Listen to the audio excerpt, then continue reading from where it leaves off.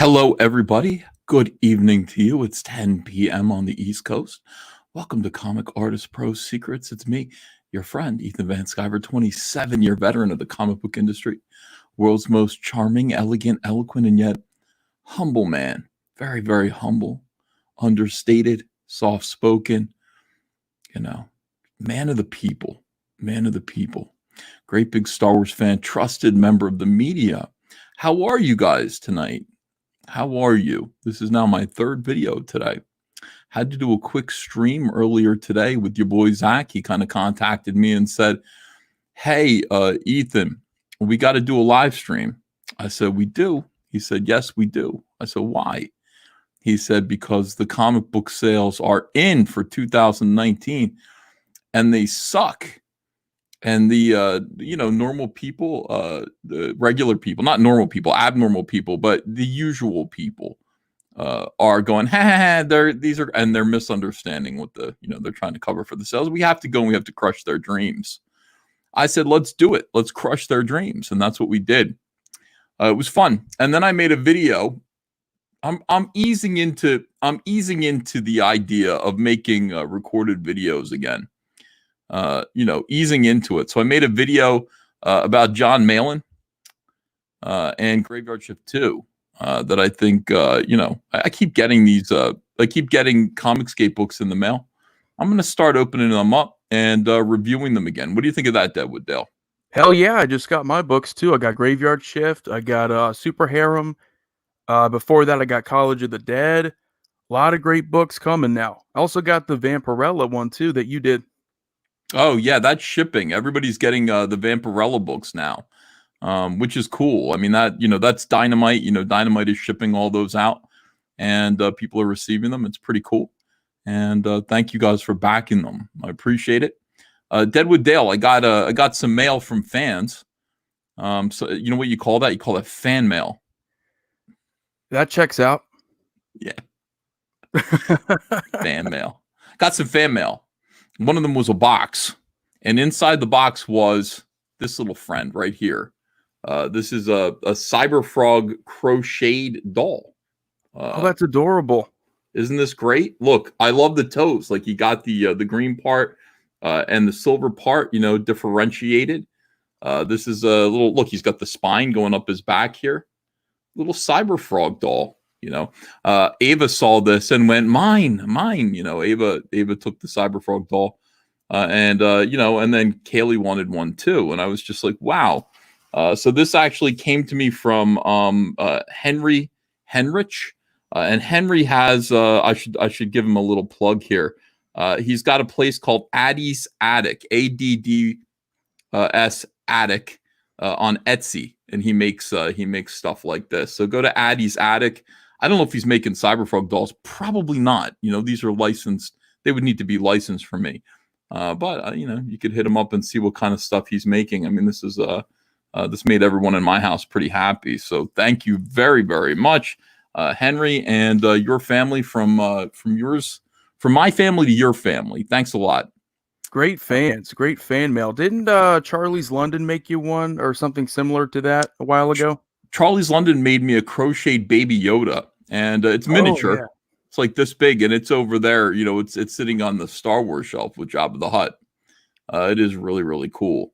I love stuff like that. I also got a Cyber Frog eating fried chicken paper mache sent to me. It's just like a bust of him by the same guy who made. Let me see if I can get my thumb pointed that way. That thing right there. I can't. That thing right there on the wall. He made and I love that. That's Cyber Frog holding the Vespa's head is really, really beautiful. He did a great job on that. And he made me Cyber Frog eating a chicken. I'm trying to figure out where to hang that in my office for maximum density. Yeah, that's awesome. I don't know if you remember, but I sent you fan mail a while ago.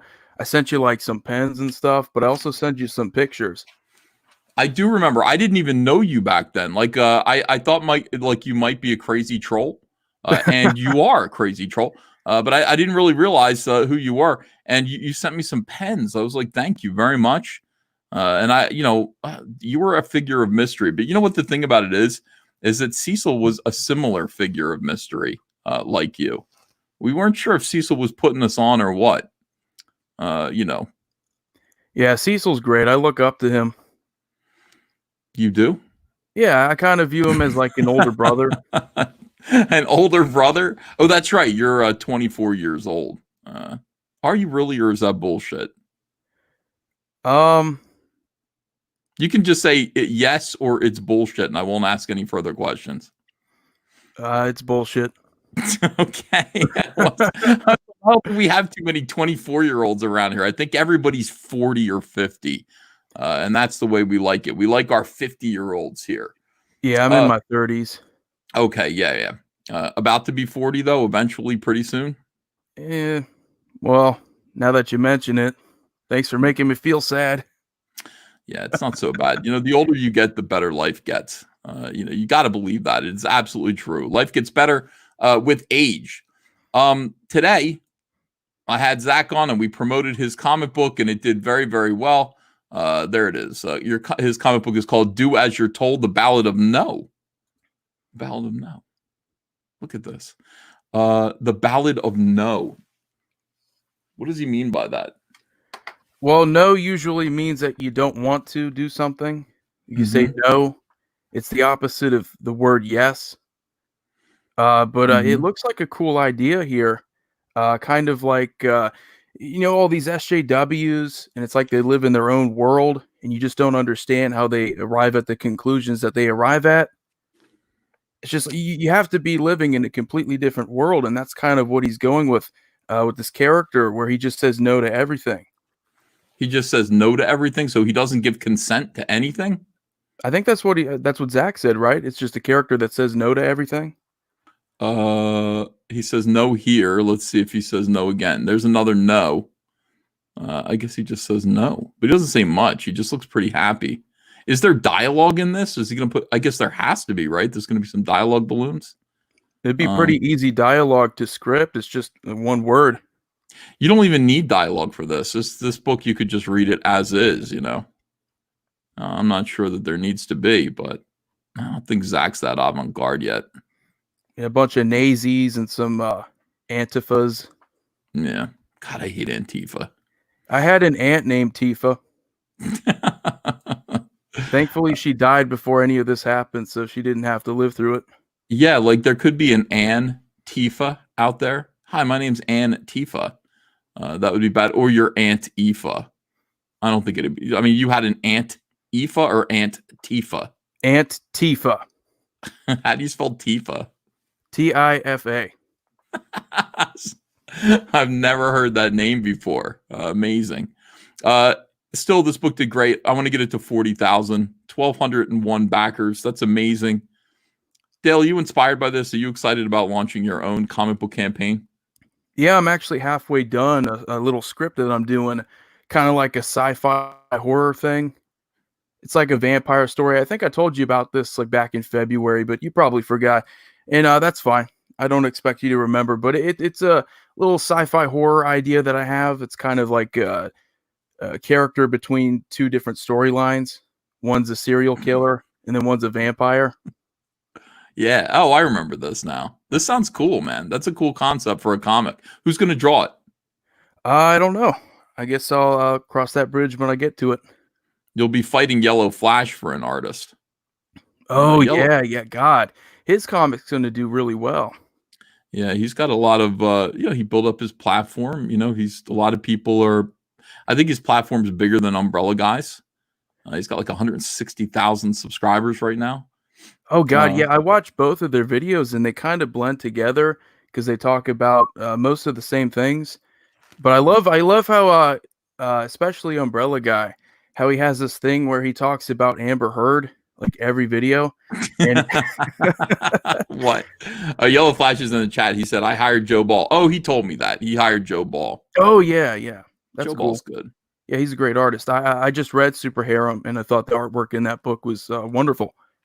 Yeah, he's pretty good. So good. Yeah, I thought Yellow Flash was going to go for more of a manga artist, Yeah, like Raging Golden Eagle. Yeah. Do we have a lot of those around? I'm not even sure if we have that many manga artists around, that aren't working on anything. I mean, I don't know. Outside of like Xenotype I don't really know many. Odie, yeah, we gotta steal Odie away from Liam somehow. Oh, by the way, I lied about having an aunt named Tifa. That's just a joke. Really? Yeah. Okay, let's pledge to be honest with each other from here on going forward, Dale. They're in the chat. They're just like, I think Ethan actually believes that Dale's got an aunt named Tifa. I'm willing to believe anything. That's absolutely. Yellow Flash says he's doing a manga book next year. Sketch Therapy's in the chat. Thank God for sketch therapy. RGE's artist is pretty amazing, says Rack 3D. Unfortunately, he has a day job. Yeah, we got to get these guys to quit their jobs so that they can do nothing but comics. Spirit Scar wants me to poach Odie. I think that should be a T-shirt. Poach Odie. Honestly, Liam believed that. Liam thought I was trying to poach Odie from him. I'm like, I don't have anything for anyone to do. Like, actually, I do. I hired some people to do Cyberfrog pieces. A lot. Like Shane Davis is working on one right now. Shane Davis is working on a Cyberfrog piece. I basically just went around and said, everybody, I need Cyberfrog artwork. I think I want to fill out the calendar. It's like the calendar that I'm adding to the honeycomb set.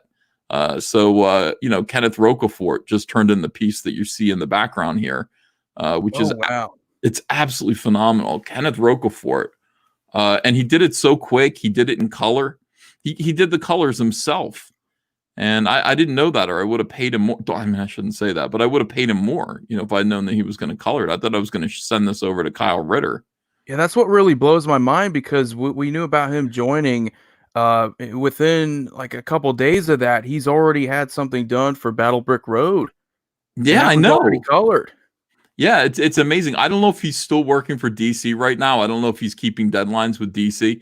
We were talking about this in the car today. Andrew's like, how is DC going to react to like Shane and Kenneth and everything? And I'm like, or have they said anything yet? And I was like, they haven't, as far as I know. DC hasn't said a thing about them working for us. I mean, it's possible that they're just going to kind of say, yeah, whatever, and it'll be fine. It's also possible that they'll just stop giving them work. I'm not really sure how that's going to work. I don't know if Comicsgate is. I don't know if it's 2018 anymore in terms of Comicsgate's radioactivity in the industry. I think some things are starting to change. At least I hope so. Most people can see it's a bunch of bullshit why people don't like us. I mean, hashtag time's up for DC. Your reign is over. You total assholes. You're done. All of you. Well, I mean, it is done. Like I said, I was having a conversation, with Zach about this, and part of the reason why we were having this conversation was because, mainstreamers were celebrating. We have to like be, I don't know. We have to kind of be wet blankets to all these people who are celebrating that they think the comic book industry is improving. We had to kind of shut that shit down real quick. Are these the same people that deny the non-returnability of their books? What do you mean? Well, like what, the stores are stuck with their shitty books? Yeah. Oh, yeah. Of course. You're selling to the store. That's the real customer, right? Yeah. Well, I mean, that's the thing, and we talk about that here. I mean, the fact that people still like superhero comics. People still like well, the stores are closing down, so it doesn't really matter. I mean, you're selling to the stores. So you've made them your customers, and it's too bad. Tim Seeley here was the main one that kind of got on my nerves. He just said, always we're tweeting stuff about how well comics have been doing, even though I know a bunch of people will tell me comics are dying immediately afterwards. And he posted this link. Tim, how very prescient you are. Did you see me and Zach talking about this, Dale, or were you busy having a life? I think I watched about 10, 15 minutes of it. What kind of beard does Tim Seeley have? What kind of beard? Yeah, I just need to look at his beard real quick. Yeah, that's not going to do it. What do you want from him? He's got to shave the neck part, at least. Yeah, I agree. It doesn't look, when you let your neck grow in like this, it ends up looking a little bit puby. I'm not anti-beard, but I like to play it safe and just clean shave everything. Oh, you don't have a beard at all? No, no. I shave like just about every day. Okay. Yeah, I was there for a little while, but now I'm fully in beard mode. I think it's a permanent feature. It's a permanent fixture that's never coming off. I gotta play it safe. I gotta stop myself from ever looking like that damn soy boy sketch. Mhm. Mhm. It's the best way to do it. Yeah. Oh, that's safe. You know what, the glasses though are the main thing. Once you get the glasses on there, then that's when you're a soy boy. You have a you've got your hair styled in some ridiculous kind of way. You've got the beard, the neck beard. It's dark. It's everywhere. It's unkempt, and then you're wearing the nerd glasses, the Oh, thick and they frame always nerd use like glasses. yeah, they always use like vape pens too. They're always vaping. What does vaping do? Is that tobacco? What does vape do? It's what people use as an alternative instead of smoking. Where really the only benefit, I guess, is just you don't have as many carcinogens, and I guess it's safer around people. You don't have the secondhand smoke, but it's annoying as hell. I don't get it, man. I do not get the vaping. I know Kyle Ritter vapes all the time, and people yell at him about it. I just don't understand anything about it. I don't know why people do it. But anyway, here's Tim Seeley, and again, he's posted this, and they say what's so funny about this? Look at this, 250 likes on this. Everyone is so willing to be deceived. 2019's North American comic sales across time here. Oh, look, we're at 1.21 billion. Yeah, the reason why is because these guys sneakily added manga and YA novels to the total of comic books sold. That's not you, Tim. That's not us. That's not our industry. I mean, it's vaguely related. It's tangential, but I mean, it ain't comics. It ain't superhero comics. Superhero comics are steadily declining. And you look at the numbers from 2018 to 2019. Comic books declined in sales by like $5 million. The same thing with $10 million, decreased by $10 million, 10% down for digital comics. And in the meantime, what's happening? Manga comics, YA is happening. Tim, start writing. Oh, I tell him this, and I'll show you my responses to him. Hey, man, Comicsgate and EVS say comics, they're dying. If they're wrong about that, then they must be wrong about everything. Well, we're right about this. So what if we're right about this, then I guess we're right about everything, Dale. Yeah, I mean, this is the thing that kind of pisses me off about lumping in the manga sales is that, instead of doing that, you should be looking to see what about manga, or however you pronounce it, what exactly about that appeals to young people instead of just saying, oh, well, we can just absorb that. Yeah, well, that's what Yellow Flash is trying to. I thought that's what Yellow Flash was trying to do. Apparently not. It's a continuity issue with comics. What do you mean? You always start over at number one every year. It's ridiculous. Oh, that's It's not something. like that with manga. Well, there are a lot of confusing messages that people get. Like, first of all, there's just way too much. The frequency of comics is just too frequent. I'm sorry, but you've got 4 monthly Batman series. It's too much. It's like, so DC kind of would go, well, the reason why more fans aren't joining us is because they don't want to have to go back and pick up issues 1 through 879. To understand, to follow the story. So let's just start it over with a new number one. And it's like, oh yeah, problem solved. The new number one sold 450,000 copies. But how often are you going to do that? Because now you've run into the same problem. Now you're on issue 24 and you're wondering why sales are declining. Well, because people don't want to go back and pick up the last 23 issues. So let's kill it. Let's kill the book and start over with a new number one. This has been their modus operandi for the last 20 years, and it ain't working anymore. It's just not working. So you're saying manga, just the continuity is, well, how frequently, like, how does manga work? Like, I see manga trade paperbacks. Are there manga floppies? No, I don't read manga. I watch guys like Yellow Flash and Tug, and they talk about anime, manga all the time. But you don't hear about the continuity issues. Like, you don't hear about it as often because it's just they just have the canon there. And that's it. Flash. They commit to it. Yeah. Wait, let me do it again. Flash. Yeah, savior of the universe. What's going on? Ooh, this is the first time we're meeting. What's up? How's it going? It's going Pretty good. good. Now, Flash, we're talking about things that you know about that we don't know about. So how does manga continuity work? Now, I only see the trade paperbacks all lined up on the shelves. They look uniform. It's like, you know, it's nice and clean, isn't it? 1 through whatever.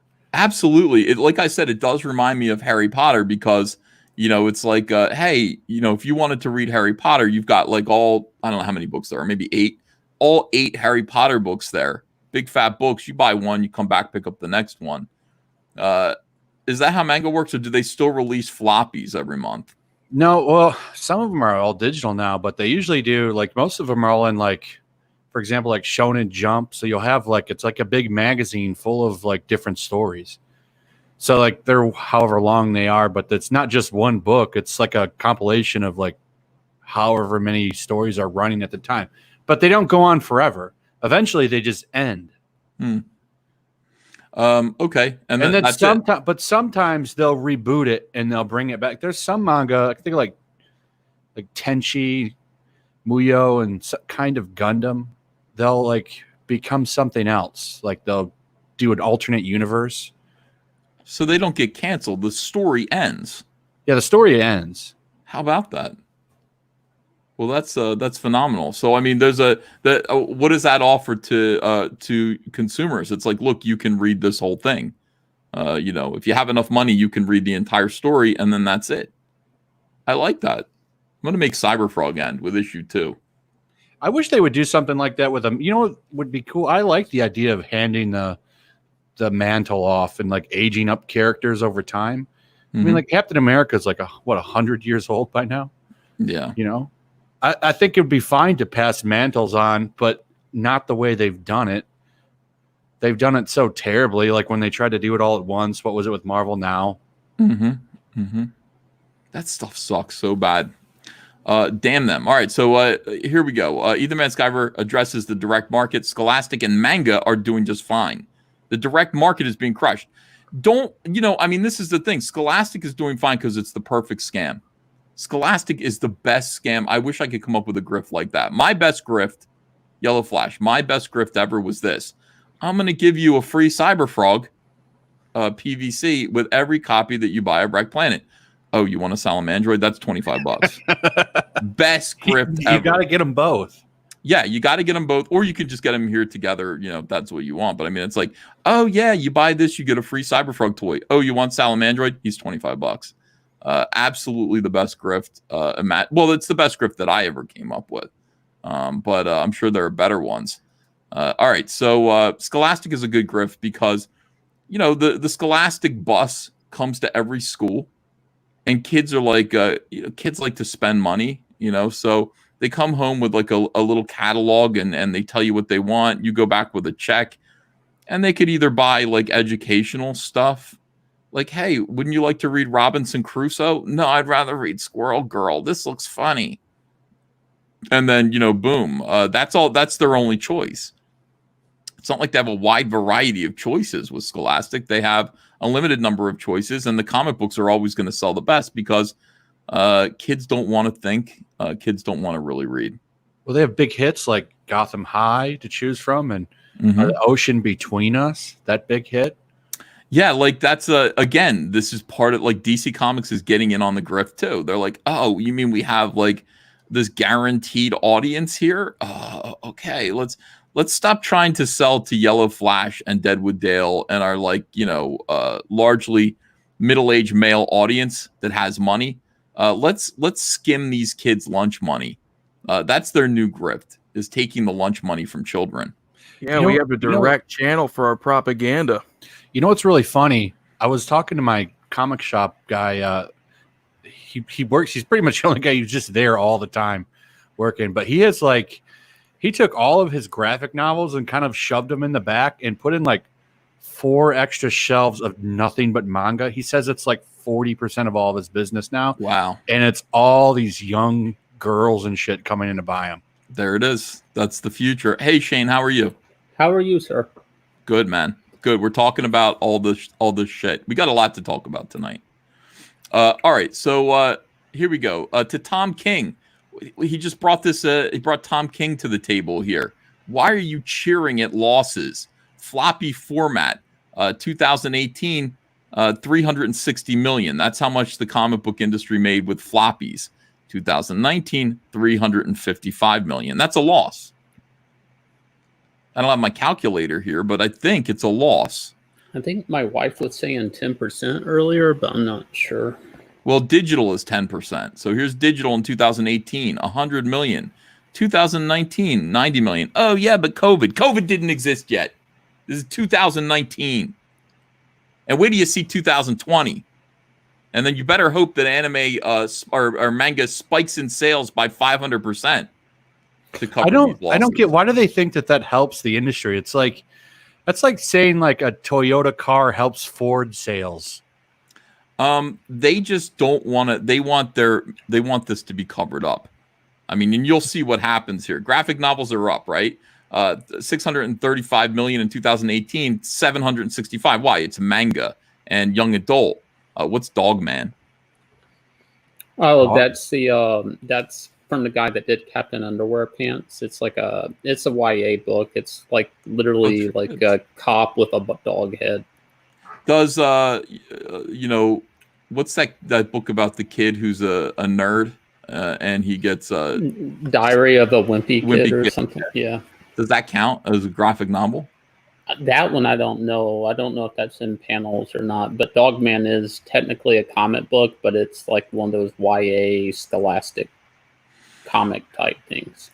Okay. All right. So anyway, this is depressing. Here's Tim Seeley's answer to all this. Like Tim Seeley's up here like, always worth tweeting stuff about how well comics have been doing, even though I know a bunch of people will tell me comics are immediately dying. I saw Tim Seeley at C2E2. He looked very lonely at his table. Oh, you got to know. You got to know this is bad. Tim Seeley goes, comics are comics. I don't know why I have to preface it. Purple Brain says, you don't have to do anything. I just wanted to point out that the people who are declaring comics are not doing so are not talking about manga and YA, but about the superhero comics that dropped about 10%, which indeed is not enough to start writing a eulogy. And I said, and of course, that was 2019, prior to COVID and all the radical changes of 2020. Let's be specific. American superhero comics and the direct market are dying.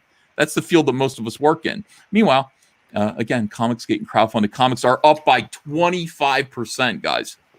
25%.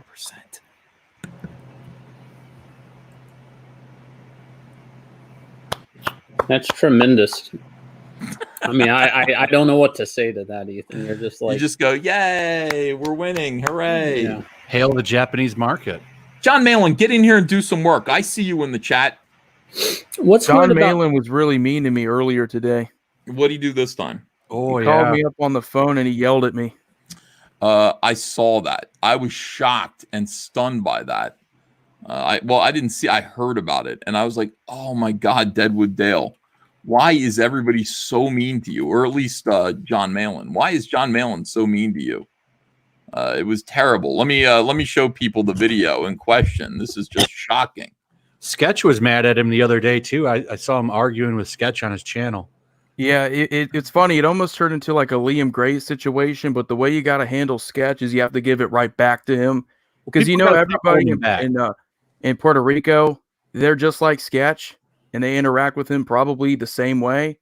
So instead of being like trying to relate to him, with like empathy, like a normal person, you got to be like, "Fuck you, motherfucker!" People got to stop holding Sketch back, though. Fuck you! Mods are out to get him. Do what the fuck I want. I'm not backing down. I'm not backing down. I'd bring Sketch in here, but anyway, here's John Malin's abuse towards you.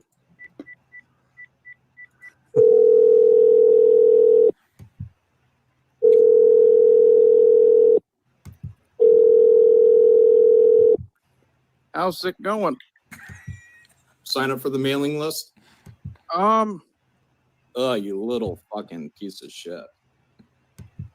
Fucking talk. Yeah. You're so full of shit. Hang up, you little bitch, because you're in a fucking corner and you can't get out of it.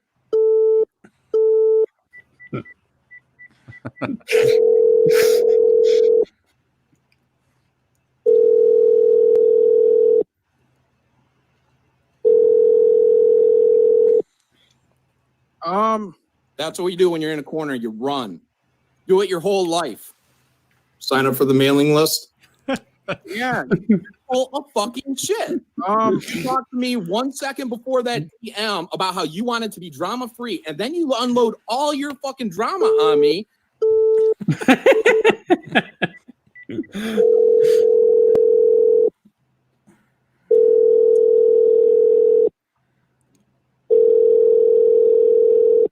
And I said, if somebody said that about me, I'd be going to fucking war for it.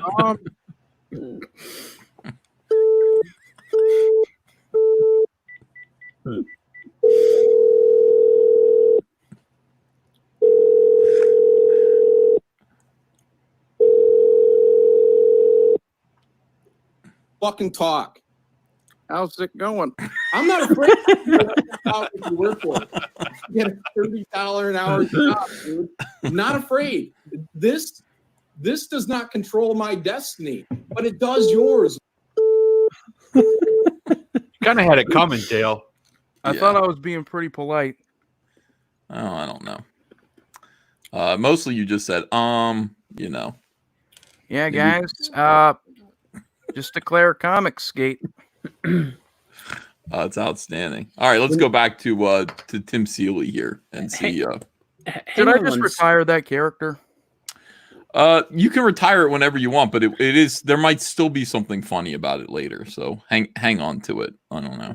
When you were talking about the uptick in manga sales and the downtick in superhero sales, something that's very important is like My Hero Academia and One Punch Man are two hit mangas coming out the last couple of years, but they totally take from Western superhero comics in the subject material. So it's almost like they're doing something right that we're completely fucking up on for the last few years. That's what I always say, why there's always still demand for the superhero characters. I always point to that book, and it's just like, why don't you, the people that own it don't even try to fill that void.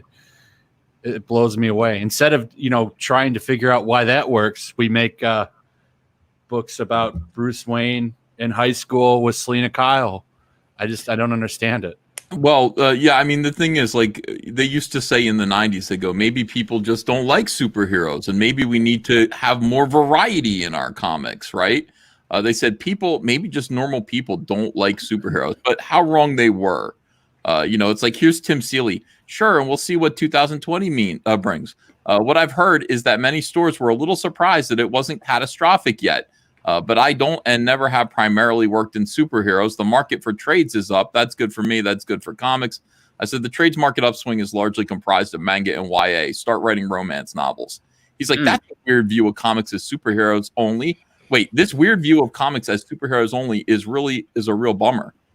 Says you, I love superheroes, and so do most humans. They're just not going to comic shops to buy the superhero comics being made by this generation of comic book creators. A whole other audience is buying a whole different product, and the mainstream is trying to claim credit for it. People love the Avengers, Batman, and Spider-Man, but the comics suck. They'll get their fix from movies and TVs and buy manga instead. Sad. Oh, Liam here. Liam goes, yup. Thank you, Liam, for agreeing with me. Very smart. So, I mean, that's the thing. It's like, why should people go and buy, this generation of superhero comics when the movies are better? Tim Seeley had a heated argument with me like 2 years ago, telling me that digital was the way of the future, like digital comics. And it's weird to see him take this stance or bragging about whatever, or this whole tweet chain. Like, it's just very strange because at the moment in time, we were in the argument, and like I was just telling him, I've never really seen digital royalties show up on anything I've ever worked on at DC Comics. And he would, take my answer and then just boil and then stare at me and come at me again on it. Like, no, everything's dropping. So what is he saying here? Everything's positive? He's saying that he's happy because even though he knows that comics are dropping, and that because, Shane, we get royalties, right. It's like we know that royalties just aren't what they were. And we know that, like, we can see the sales charts. We know that Superman is not selling what it did 2 years ago. Right. So he's saying, oh, but here's some evidence that I'm going to take at face value that says that it gaslights me. It says that this isn't happening. This is great news. F you, Comicsgate. And that's what he's hoping for. But, the truth of the matter is that we're right. We're 100% right. Yellow Flash is right about everything. Zach is right. And things are as bad as they feel. Except at Comicsgate, in which case things are great. Do you think Tim Seeley can write a good romance novel? I think he's going to have to learn. I don't know. I wanted Nasser. He says yes to every job that comes across his desk. That's true. I wanted Nasser to write a romance novel. That would have been great. And he didn't do it. He wouldn't do it. I said, write me a 10-page romance scene. He just wouldn't do it. It's weird because DC Comics has got a huge library of characters, from all types of science fiction characters to Western characters to war characters. And I don't think they've really developed them over the last, 20 years. Like they've kind of not invested in that material at all. Like I don't know. Like in superhero comics is such a weird thing. I mean, you can have science fiction superhero. I mean, that your Green Lantern stuff was really a big space opera. So I don't know. Some of these categorizing some of this stuff is strange to me. Yeah, I agree with you. Do you think it's too much? Do you think a lot of the problems are coming from the top? I mean, do you think that too much editorial control and the editors are? I don't know about this. Let me think about this. Who's responsible for? Well, no. I think that's right. I'm thinking about what's his name? The guy who followed Joe Quesada as EIC at Marvel. CB Cebulski? No, the guy in between. See, we forget. What's his name? He was just Dan on Buckley? No, he was just on Dan Shaheen's channel the other day. Oh, Axel Alonso. Axel Alonso.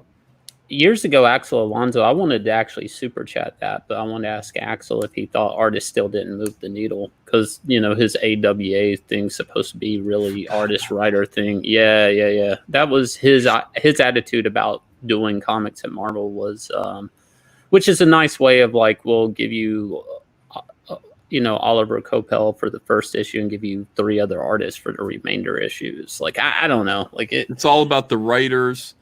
Yeah, they did say, like he said, artists don't move the needle.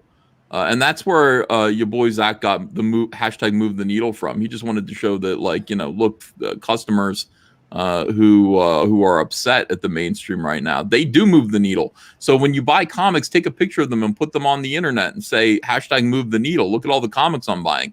That didn't work. But well, he also shepherded the whole all new, all different, race swapping, gender swapping character thing that was a big Marvel initiative that really didn't do anything. Me and my wife was bringing this up. So I've lived in Singapore over the last couple of years, a little bit off and on. I'll go there for a few months, come back here and whatnot because of my in-laws. And I was using the public the transportation, and you get like a bus pass, and on the bus pass was a classic shot of the Avengers, like all the Avengers you knew. And I was like, this is weird. It's a bus pass, and it's like Hawkeye, Clint Barton Hawkeye, Steve Rogers Captain America, classic Hulk, all that. But if I went to the comic shop, everything was all new, all different.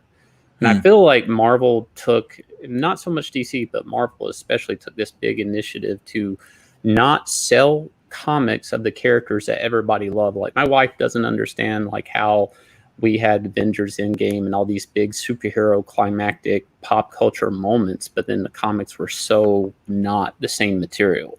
Like it was almost unsellable for a lot of people.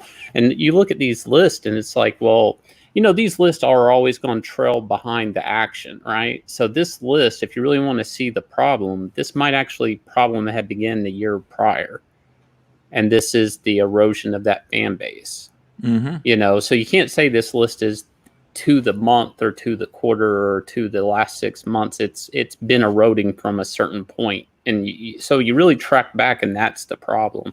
It's very, I don't know. That's my thoughts on it. But it was weird to be on the other side of the planet and have a bus pass with classic Avengers on it, you know, and that a little old lady's using the same bus pass and everything. A little old lady likes that, Hulk likes that, Captain America. And at the same time, Marvel had this big event at the Science Museum where you could see the Avengers experience and see like the suits and stuff. And all this selling, you know, Steve Rogers, Captain America, you know, Bruce Banner, Hulk, you know, classic these character Tony Stark, Iron Man, but all the book was Riri Williams, you know, the Falcon was Captain America, everything, you know, you had Asian Hulk, but in Asia nobody wanted that. That's what I'm saying. Like it didn't Nobody make any in sense Asia. No, I mean, For the planet didn't want it. And just to put it in perspective, I was a minority in this country. You know, there were Caucasians, but not as many. And like they weren't saying like I need a different color Captain America. It was really strange. I don't really know if Marvel I see. To me, I saw this information. I track it back to maybe the big diversity change and the all new, all different kind of caused this. I'm not sure though. Yellow Flash, what do you think? Do you think that people of color, do you think POCs need to see themselves represented by the color of their skin in comics? No, I think that's ridiculous.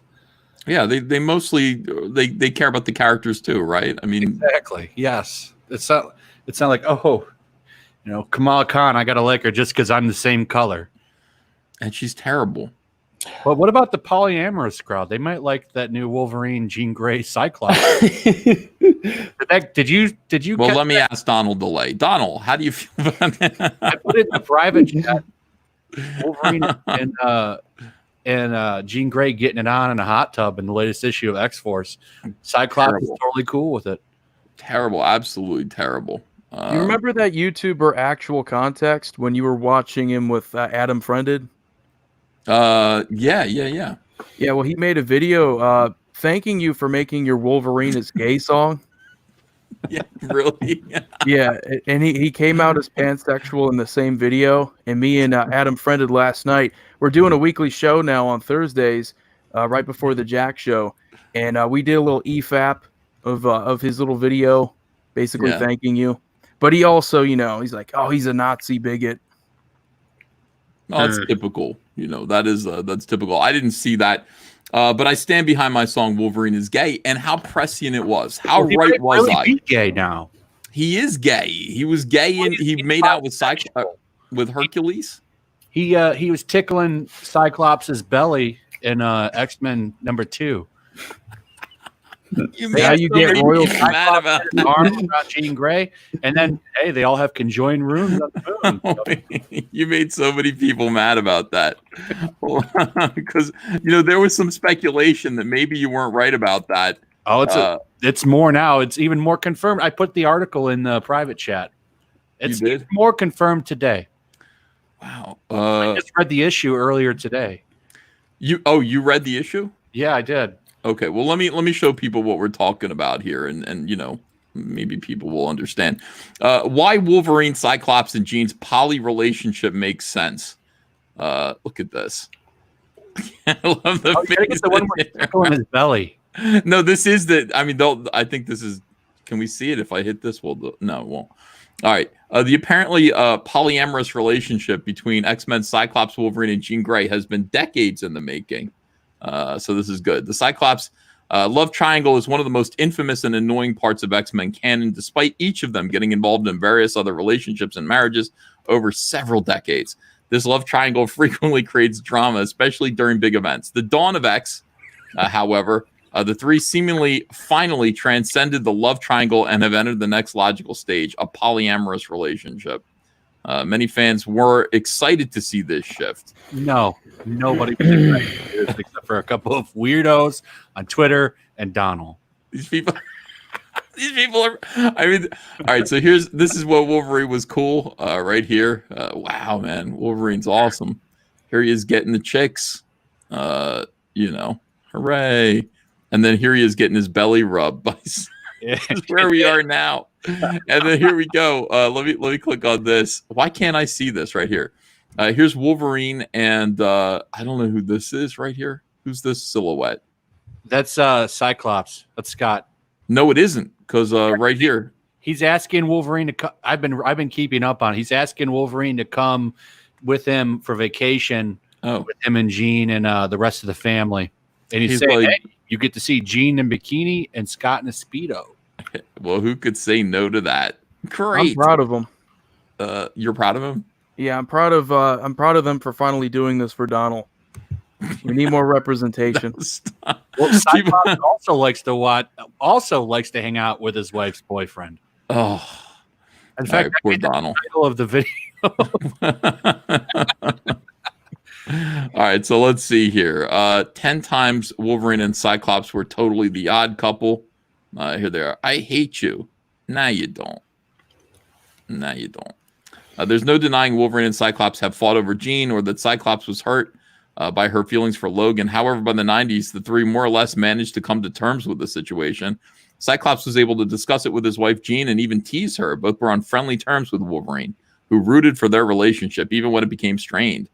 This kind of equilibrium in a love triangle is rare even today and could easily translate into a full-fledged poly relationship. I never got any of this from the comics. I truly never. I mean, I read all the X-Men comics when I was a kid. I never got that impression. Well, Wolverine's always wanted her, but she was loyal to Scott. But of course, she was attracted to him. But that's not the case anymore. Now we need to make more mutants. Somebody said in the chat, "Orange art bad." It is bad. Holy shit! This is Chris Ficallo, who he's got a style that takes you a minute to get used to, I guess. All right. In turn, Cyclops generally considers Wolverine to be one of his most capable and dependable deputies, and literally trusts him with his life and the lives of others. This might not be Chris Bacallo. Is this a ripoff of Chris Bacallo?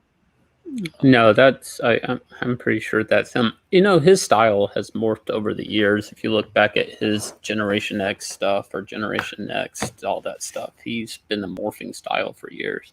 Yeah, I always liked his work, but I liked it when he was doing Generation X. Like his first batch of stuff was really good. I don't know. It seems pretty gay. His art seems gay. Kinda. It's you know what? He came in with the whole hey, let's make comics cute kind of thing. It's like Joe Madureira. They all kind of You know where that leads us? That leads us to Cal Arts and comics. Yeah, it kind of is a slow de-evolution towards Cal Arts. When you go from say John Byrne and Jim Lee to this is Cyclops now in the comics, and this is Wolverine. Like the next step is Cal Arts. Once the Whisper Network gets fully in, that's where we'll be. Yeah. All right. Look at this. They show the conjoined rooms in this? I'm not sure. I'm scrolling down. Here is John Cassidy's artwork. I always thought he was overrated. I never really got into John Cassidy. He's good, but people are wowing over him, and I was like, it's all very kind of loose. Meanwhile, Wolverine has long expressed envy of his fellow X-Men's relationship with Jean, as well as many other aspects of Scott's life dozens of times. He's even been known to sarcastically call Scott a pretty boy. This is a reach. This is all a reach. This is SJW's trying to find something here. Yeah, but pretty boys was kind of an insult back in the day. That's right. Yeah, that wasn't gay kids. That's not flirting. That was kind of an insult. Aside from this, his nearly unshakable belief in Cyclops' leadership abilities, Logan's trust and desire to protect him from physical dangers, and getting his hands dirty with killing has been enough for many fans to speculate about the nature of his feelings. Not for me. What are they talking about? I guess you're saying the more you kill, the more you Wolverine he really cares about Cyclops. Not really. I mean, kind of, but not in that kind of a way, fellas. It wouldn't be the first time Wolverine's potential interest in men has been indicated either. This should link right to my song "Wolverine is Gay." There should be a link right here. Click this, and it's me going, "Nobody told me." One famous example is SJW suggestive Wolverine cover featuring a naked Nightcrawler. Wait a second. Hold on a minute. Look at his face. He's looking. Where's the line of sight? His line is he's looking right at his dong, dude. Oh shit. Holy God. All right, let's see. That makes you think of Fuzzy Elf in a whole new way. It's not big enough. Or maybe it's too big and he's wondering about his healing factor and how it applies to his anus. He's trying to figure out which one is he's trying to figure out which one's the tail. Is that prehensile too? Let's see. Welcome to Comic Book Legends Revealed. This is the 600 or whatever. Comic Legend. Esad Ribic secretly made a racy Wolverine cover. Status true. The 6th issue of Wolverine Ongoing that launched in 2003 was a great issue written by Greg Rucka, drawn by Derek Robertson and Tom Palmer. It showed Wolverine sharing a drink with his old friend Nightcrawler in the wake of a traumatic experience that Wolverine went through in the opening arc of Rucka and Robertson's series. Yeah, you know what I'm not even going to say it. You know what I'm thinking. Now the healing factor thing, it could be Deadpool and Wolverine, and that would make sense because they could just keep going at it. You know, they won't have to take any breaks. That's true. That is true. All right, it's a touching examination of the power of friendship here. He's eating peanuts with his tail. Top-notch work from Rucka and Robertson. Here's the funny thing, though. Check out this cover by superstar comic book painter Esad Ribic. I met him in, you spelled it wrong, it's Esad. I met him at New York City Comic-Con in November. He's a nice guy. He drew Secret Wars in 2015, who had only begun to work for Marvel in 2001 when he filled in for Paul Smith on the back end of Joe Casey's X-Men Children of the Atom. So here we That's the cover?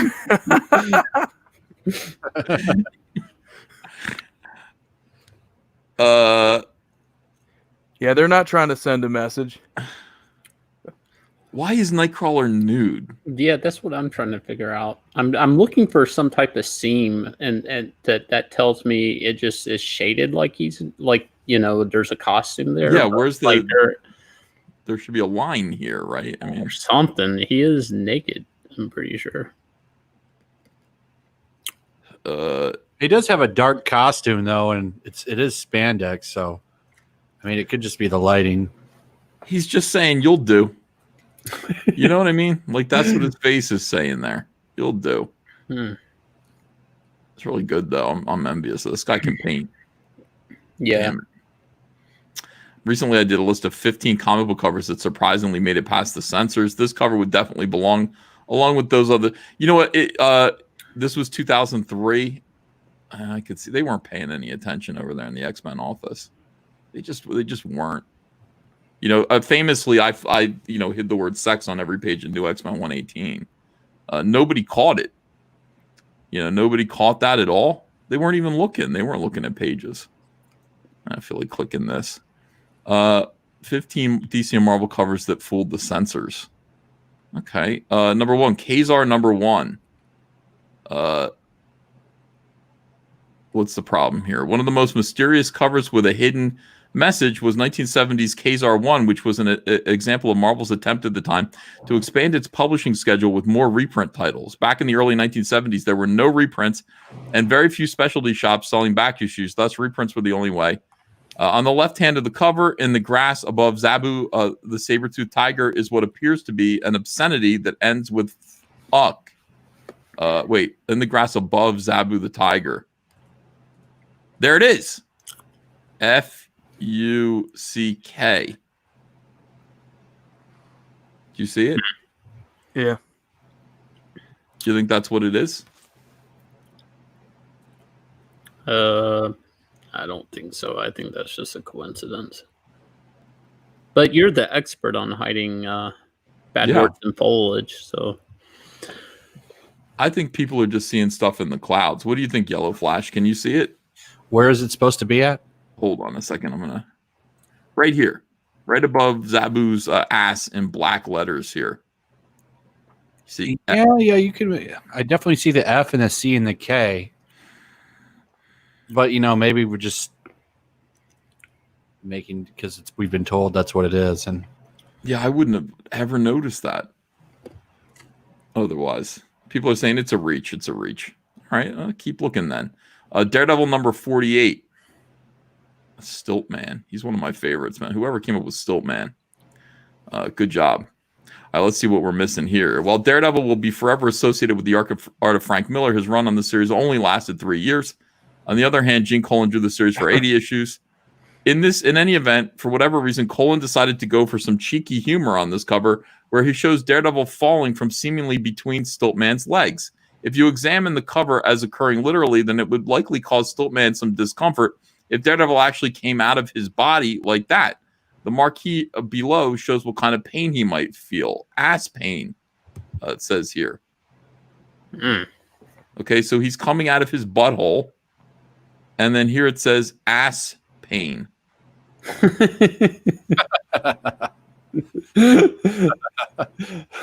that one's much clearer. Yeah. Ass pain. What was that supposed to be originally? Something as Spain. L something. So, it's something about something going on in Spain with this guy. Is that El Chapo or something? I don't know. I'm gonna deduct some points there. About what? It's too easy. It's too easy. Ass pain. Okay. Let's try this one. Detective Comics number 1. Really?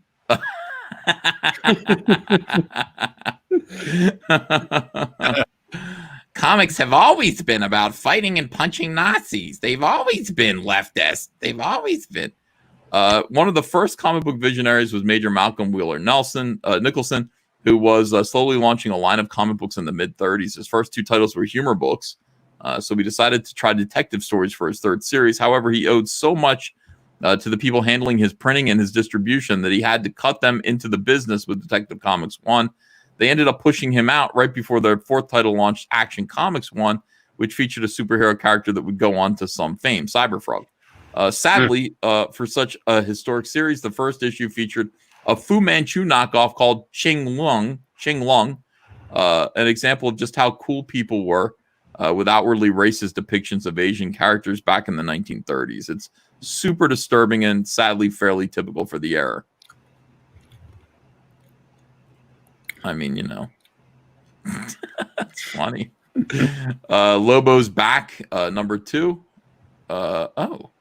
Keep your hands where I can see them, you bastards. Sports Illustrated swimsuit issue had its first transgendered model on the cover. Yes. Playboy just put a dude on the cover. Really? Yeah. People are upset about it. They're sitting there going, yeah, but it's still a man. We're going to talk a little bit about trans issues with J.K. Rowling in a little bit, but maybe is that what that is about? Oh, there's a penis on his arm. That's what this is about. There it is right there. There's a penis. An uncut penis on Lobo's arm. Female Lobo. All right, Wizard. So how did that penis get on Lobo's arm? Bisley says, well, this is funny because it wasn't a penis. The editor, Dan Raspler. Oh, Dan Raspler. Holy shit, dude. Dan Raspler. You know what they used to say about him in the office? What? I remember him, but I don't. What did they used to say? He was he belonged to like a men's club, where what was it? They had a video of him getting a spanking. Oh my god, there was all this crazy stuff about Dan Raspler. I gotta go back and do a little research on this before I talk anymore. But Dan Raspler left right around the time, maybe 2 years after I got there. People did not like him. The editor, Dan Raspler, was really worried about it but it wasn't a penis. It was just a fold in the elbow on the back of the arm, and it just happened to look like a penis. That's funny, isn't it? Was there a lot of flack over it? No. What's the big deal about a penis? I mean, we've all got them. Well, it's a boys' club. You can tell it's a boy. It was a boys' club when you say, "What's the big deal about a penis?" Yeah, it's a wiener. It's a peen or a weenus. Yeah. Okay. Heroes for Hire number 13. Oh, this is Yellow Flash's kind of stuff here. Heroes for Hire was a revamp of the classic concept of heroes getting paid for their work. This cover by the acclaimed artist Asana Takeda. We should look into him, Yellow Flash. Or her. Female artist, her. We should look into her. Drew a lot of ire for its allusions to infamous concepts from manga history, notably its more mature, tentacular subgenre, where women are assaulted by, well, tentacles. Well, they're assaulted by tentacles. Joe Quist type porn or whatever. It's hentai, tentacle hentai. You see, Raging Golden Eagle has a cover for that, a tentacle porn cover. Yeah. Yeah, there's also tentacles in Super Harem. In Super Harem, they have tentacles. Okay. All right. So what was that? Was he a CNN reporter and he was doing a report and everyone saw like tentacle anime porn on his computer? Oh, what was that? Oh, that was the dude who came after me and Zach. That was what's that guy's name? I can't remember his name, but that shit was hilarious. Man, Comicsgate has been so fun. Kurt Eichenwald. Yep, that's him. Eichenwald. I was just researching it because my kids told me about it. Isn't that what he said? My wife and kids told me about it, and so I was researching it. He said, right, researching. That guy was nuts, man. That guy came after me, and I enjoyed fucking with him. He wanted. First of all, people were accusing him of pedophilia, child porn, because he had done some kind of story about it, where doing a story about it involved him having to look at a lot of it and then sort of co-sign on a website about it. And all this, like, and so Zach just kind of, this guy came out and kind of said, yeah, I'm listening to your boy Zach and I like his message. And Zach kind of said, thanks, I don't accept your endorsement. You make me feel gross. And this guy flipped his lid. I mean, absolutely flipped his lid. Came to me and said, I need to have Zach write a retraction or I'm going to sue him. And all this stuff. So, man, I should have gotten him on the show. And then, what's his name? Mr. Mediker did a whole video about it. You know, so it was great. All right, so I don't see any tentacle porn in this, and there's no blow up where I can see this. They don't. I guess they really don't want to show me, but right here, here's a tentacle, and it's dripping with a viscous liquid. Are you into this, Flash? No. All right. World's Finest Comics #7. Say no more. That's a man's cover. I want somebody to take this and make this me, Cecil, and John Malin right here. That would be fantastic. Let's see. Looking at the past, it's difficult to reasonably blah, blah, blah. On the other hand, 1942 cover was obviously meant to appeal to the United States patriotism about World War II. On the other hand, how can anyone have missed the phallic implications of how Batman, Robin, and Superman are sitting on the cannons? We just have to assume that somehow avoided everyone's attention, despite how obvious it seemingly appears. Well, you know, they used to take pictures like this, you know, back then. You would sit on the cannon, take a photograph, send it home to your mom. You know, everything's all right. You know, I'm sitting on the gun. I'm not at the other end of it. Action Comics #58.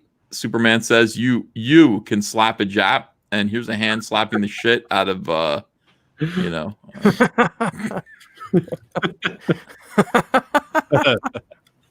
Look at Superman's pumping it out. Superman's pumping out the propaganda. You don't say. Yeah, I mean, there was a time when Superman was pumping out, like, you know, we should say this, like, comic books have always been, they've always been racist. You know, you don't know your comic book history. I heard a collector the other day on a podcast or something talking about, like, some of these older comics like this, that people are trying to cancel them. Like, they're wanting you to destroy the old copies. No bullshit. Like, really? There's a group of people that want to go back on some of these books like this and just destroy them. And it's affecting the collector's market. Like, there's people protesting not even having these, which I find super weird because, one, they're worth something, and two, there's historical, like, timestamps of what, you know, society was going through at this These guys bombed Pearl Harbor. You know what I mean? People were mad. those old Superman books are almost, a lot of them are kind of priced. Didn't they destroy a lot of it to recycle the paper? Yeah. So a lot of them, especially the Superman books, are almost valuable. Yeah. Hey, Yeah, How much is is us this? getting even? this was news to me that I hadn't heard of this movement until this week, but supposedly there is a collector's market group that's wanting to destroy old. They're probably just dudes sitting on a bunch of these wanting them to skyrocket. Like, hey, go destroy yours so mine's worth more. It's probably something like that. I'm gonna find out if we can buy one. And let's find out what it's worth. Let me see. That said it was Action Comics number 58, I think. And hold on, it's got to be worth a lot. So let me just rearrange eBay here. Best match, price, highest first. And I'm still not finding one. I can't find a copy of that. Probably to put the year in because there's been so many Superman 58s. No, it's Action Comics number 58. Oh, Let's see here. Actually, why can't I buy one of these? buying them up and destroying them. Yeah. You know what? Let me look and see if I can buy a copy of issue number 59 real quick. 59.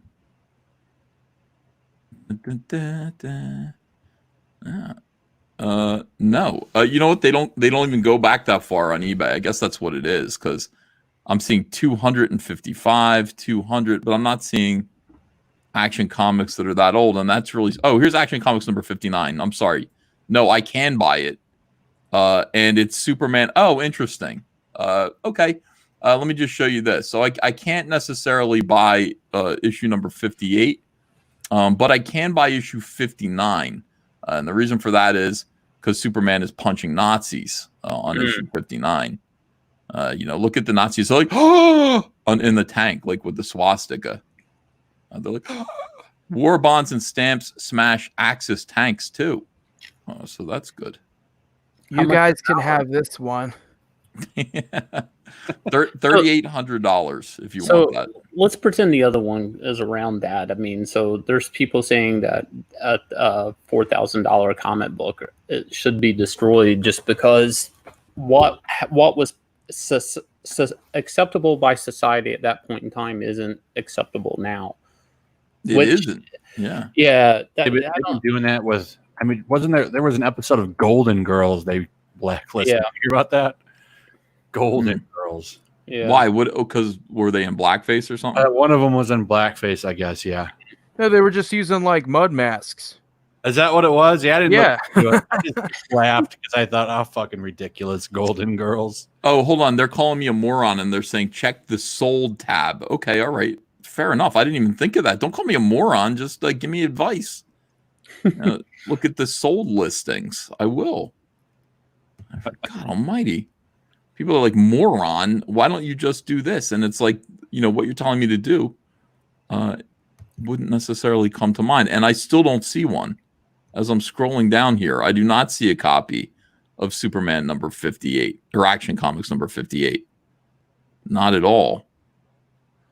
Maybe it's now I want this comic more than ever now.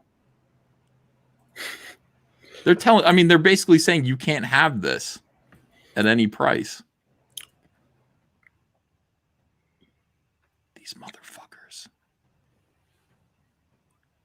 These motherfuckers. Do you think this is deliberate? Again, this was new information to me. I heard in a podcast, and it was a guy that basically tries to have his finger on the pulse on a lot of these older issues. So I don't know how much stock to put into it. Like, I don't know what I think on forums and stuff. I think Shane here is trying to get us to destroy ours. Yeah, so I can sell mine. That's what. If I had one, I'd consider it for Shane's investment purposes. I found one on a Comic Connect. Really? I put it in the chat. They want $6,000 for. Oh, it's sold for $6,000. I don't know anything about this website though, and the cover's missing, and it's still sold for $6,000. Cover's missing. Yeah, right. I put it in the private chat for the stream. I like how they made the Japanese character look like he's from The Simpsons. Yeah. Oh, wait, no, that's the back of the book. The cover's on there. Never mind. Oh, the cover's there? Okay. Yeah, that's advertisements. I'm not used to seeing ads in comics anymore, so I'm sort of behind on this, but have you? And we're switching subjects here, but same subject. But that whole thing with voice actors, they want voice actors to be the same race. And Oh, sure. Yeah. yeah. That's how long has that been going on? Like I'm behind on some of this. Yeah, that's just the last couple weeks. We did that with The Simpsons. So now I forget, was it Hank or Azaria, the guy that voice acted Apu? It's not just Apu anymore. Cleveland Brown. Literally every non-white character. If you're white, you can't play it.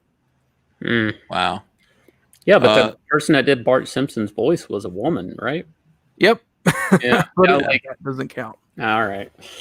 Snarkticon DM in the chat says he did a Mike S. Miller meme with this cover. So it's presumably Superman was slapping Mike S. Miller here.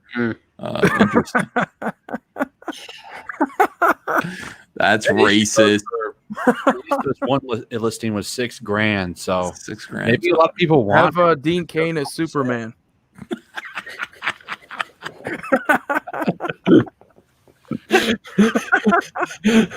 Oh my god. When the sales finalize about Magnificent Seven and it's an enormous failure, you know, this is Dean Cain and that's Shadow Man. that's cruel but funny. They got a laugh out of me. Okay, here we go. Catwoman number 1. What happened here? Yeah, what's the problem? It's the cat got the bra. He took her bra off. Oh, no, that's not cat. That's her. You know what this looks like? Cocaine. No. Oh, never mind. Okay.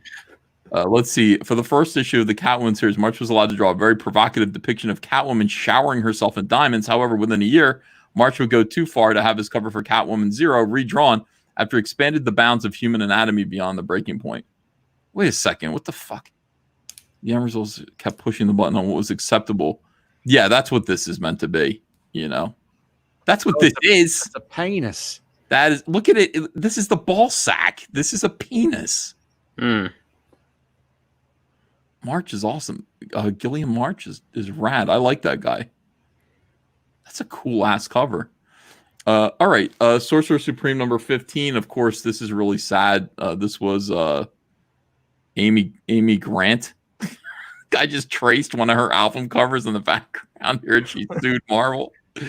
Let me see. Amy Grant's face from the cover of Amy Grant's Greatest Hits collection. Oh shit, this is Jackson Geist. This is Mitch Breitweiser's artist. Shit. We've come a long way. All right, here we go. Giant Size Man Thing number 1.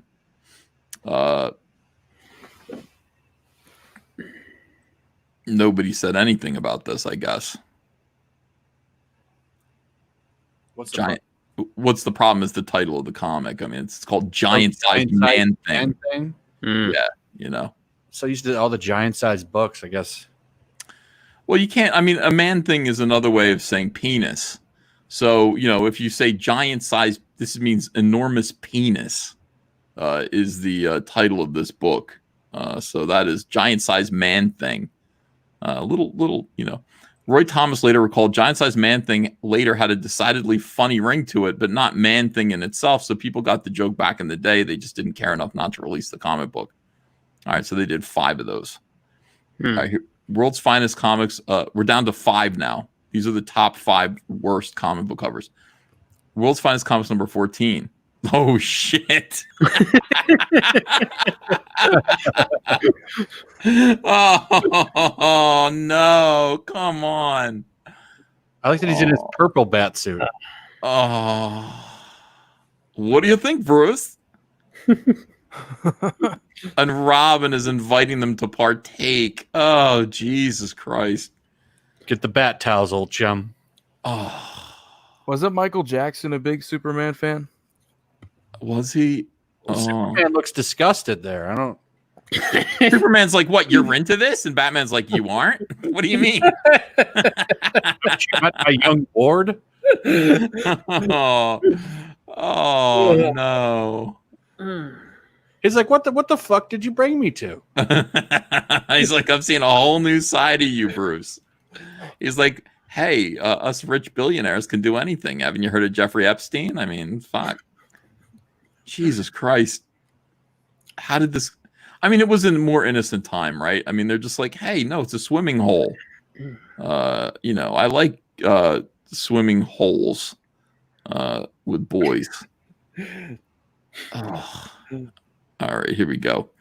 While it's true that the people of the past weren't hopelessly naive when it came to issues of innuendo, it's also fair to note that there has been a dramatic shift in who comic books are directed to over the years, and that change has resulted in some of those earlier comic books now looking odd in retrospect. In the 1940s, a comics like World's Finest Comics, with featured stories starring Batman and Robin, Superman, and other heroes, was explicitly pitched at young readers.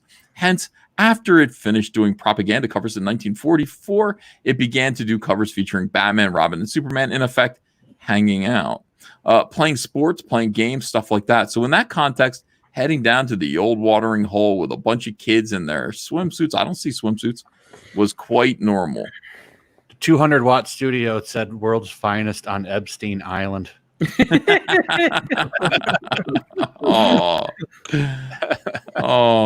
I mean, you're right. Superman's face is like shock and horror. Like he's not excited about this. He's scowling. He's like, what? Like he's horrified at Batman's like, whoa, hey, old chum. Wow, that is funny. All right, Marvel number 5. Okay. What is this? One of the odder. Is that Tracy Lords? One of the odder Marvel events was You Decide, where Marvel Vice President Bill Jemas and writers Ronald Zimmerman and Peter David would each debut a new comic book series. In David's case, a relaunch version of David's Captain Marvel series, and fans would decide which one of the three got to remain as an ongoing series. The bet behind the stunt quickly went away as Zimmerman's Ultimate Adventures became a mini-series, and so did Jemas's Marvel. Marvel was a parody series that cut a wide path through popular culture while mostly making fun of DC Comics in a rather bizarre, obscure way. In any event, Greg Horn, famous for his... Greg Horn's one of us, by the way.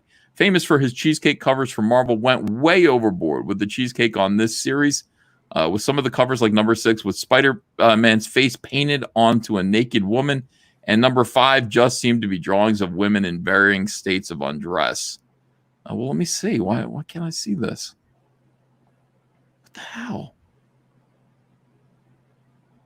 This is censorship, Dale. Yeah, I was kind of let down by this one. All right. Action Comics 869. Ooh, Gary Frank. What did he do wrong? To the moon.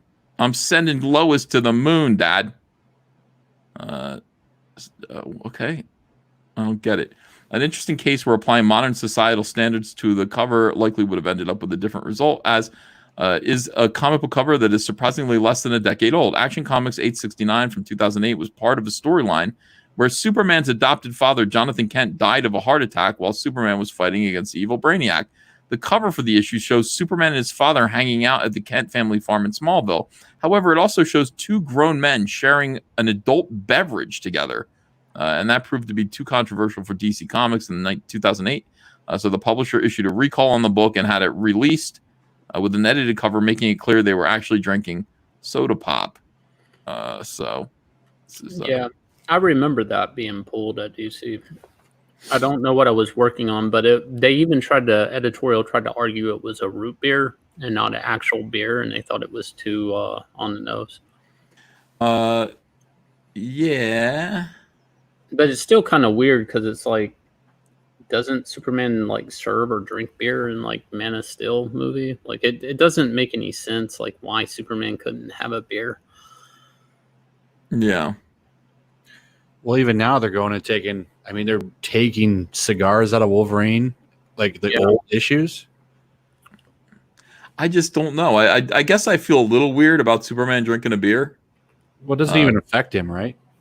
No, I don't. Well, would it? I don't know. I don't think he can get drunk.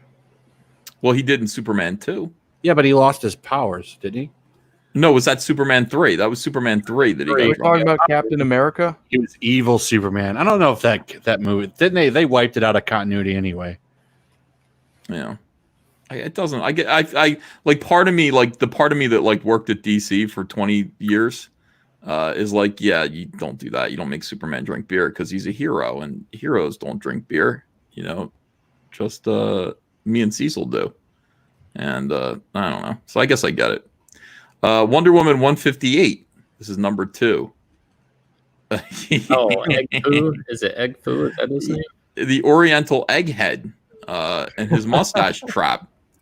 Oh, look, they're tangled up with his mustache. Yeah. It's his name was Egg Foo, right? Yeah, there's a Wonder Woman villain. Grant Morrison brought him back with the new with 52, that weekly series. Mm-hmm. Made him all cracked and stuff. Yeah. Yeah. Wonder Woman had cool villains, like they were all like equally weird. Dr. Psycho, Dr. Poison, Egg Foo, weird villains. I never felt like DC explored them very much. It's always Cheetah. Cheetah is her only like cool villain. There was a funny bit with Dr. Psycho in that Harley Quinn cartoon because Dr. Psycho called Wonder Woman a cunt, so he got canceled, and he had to go with Harley Quinn because nobody would touch him after he said it. But then the show got totally woke. Yeah. All right, Egg Foo. And Egg Foo is still around. So Spider Woman number 1. Oh, yeah. Okay, this is a big one right here. Spider Woman number 1. Somebody drew Cecil in this pose. It was pretty fun. There's a Cash Grab variant cover, I think, that has Cecil in this pose. This made by the way, we got to go back and trace the origins of when the feminists came in and started fucking up everything. I remember when this cover came out, it was like on TMZ. It was like atomic. Yeah, like they're like, first of all, no woman could even get in that pose, and then a bunch of fit women did get in this pose and showed that it was possible. I remember, by the way, my only problem with it is her nose is microscopic, dude. That artist draws every woman's nose small. Like, it doesn't matter if it's a pen and ink. That's just his style of woman face. Manera, I think I'm Milo Manera. Yeah, fantastic. Biggins post like this too, remember? Yeah. Well, because I mean, that was the whole thing. Like, there's no way anybody could do this. And then all the weirdos, God damn it. Like, we should have known Comicsgate was coming. Well, the women, because those porker the bellies, they couldn't be able to fit like this, but fit women have no problem looking like this. And this is Spider Woman. Mm-hmm. Spider-Man gets like this all the time too. Like, that's just stupid. How many years was it? I'd like to see the timeline, but a few years later, she ends up with a different suit, and then she's pregnant. Do you remember? Oh, yeah, I love that. Number 1, she's like 9 months pregnant, kicking people in the face or something, or 6 months pregnant. So like, we went from this cover being canceled, that then a woman who's 6 months pregnant should be swinging off of buildings and fighting crime, which honestly seems worse than this. Marvel's done that twice because there was a Nova Corps woman that was pregnant, and the villain was actually more concerned for her baby than she was. She's like, "Whoa, yo, get off the battlefield, woman! Are you crazy? You're pregnant." She's like, "No, fight me!" And she shoots at him. My body, my choice. I think you're right, Ethan. I think this maybe was kind of the shot at the ground of Comicsgate, maybe, or where it started. Yeah, it really started happening here where, like, okay, so Gail did the women in refrigerators, and all these women came in. First of all, the men, once the feminists come in and they just go, no, this is sexist. I got that pulled up real quick if you want to see it. What do you got pulled up? Pregnant Spider Woman. Oh, let me see. And then after that, Lord Ian Malcolm made the meme with Dean Cain and Mike S. Miller. Wait, what? The one we were just watching with the slap a jap. Oh yeah. I put that in the chat too. Oh no, bring it up so I can just show it. Okay. I'll share your screen. Dennis Hopeless and Nick Lowe talk writing a single mom superhero in Spider-Woman. Oh, she's pregnant. She's got a big fat pregnant belly here. Yep. Oh. Like, what if she slipped and fell like 6 stories with a pregnant belly? I don't know. I thought this was like, you shouldn't be fighting. None of these people have ever. None of them have kids. So first off, like, they have a woman that's pregnant is not running around doing anything. Mm-hmm. Like, sitting at home, like, waiting to get rid of the kid. They're not running around doing anything physical, really. Not really heroic. You're not saving other people if you're not even saving your unborn child. You know, that should be first. Marvel is so weird, man. Marvel, like, I don't trust any of these people to behave like human beings and to understand. Like, you know how like Zach says SJWs don't human very well. Like, I don't think they understand that. Like, it's more heroic to just have a pregnant mom stay at home and take care of her baby, unless we establish that the infant is invulnerable in some way, the unborn child. You know, but I don't think we did that here. It's not with Spider-Woman's power set. No.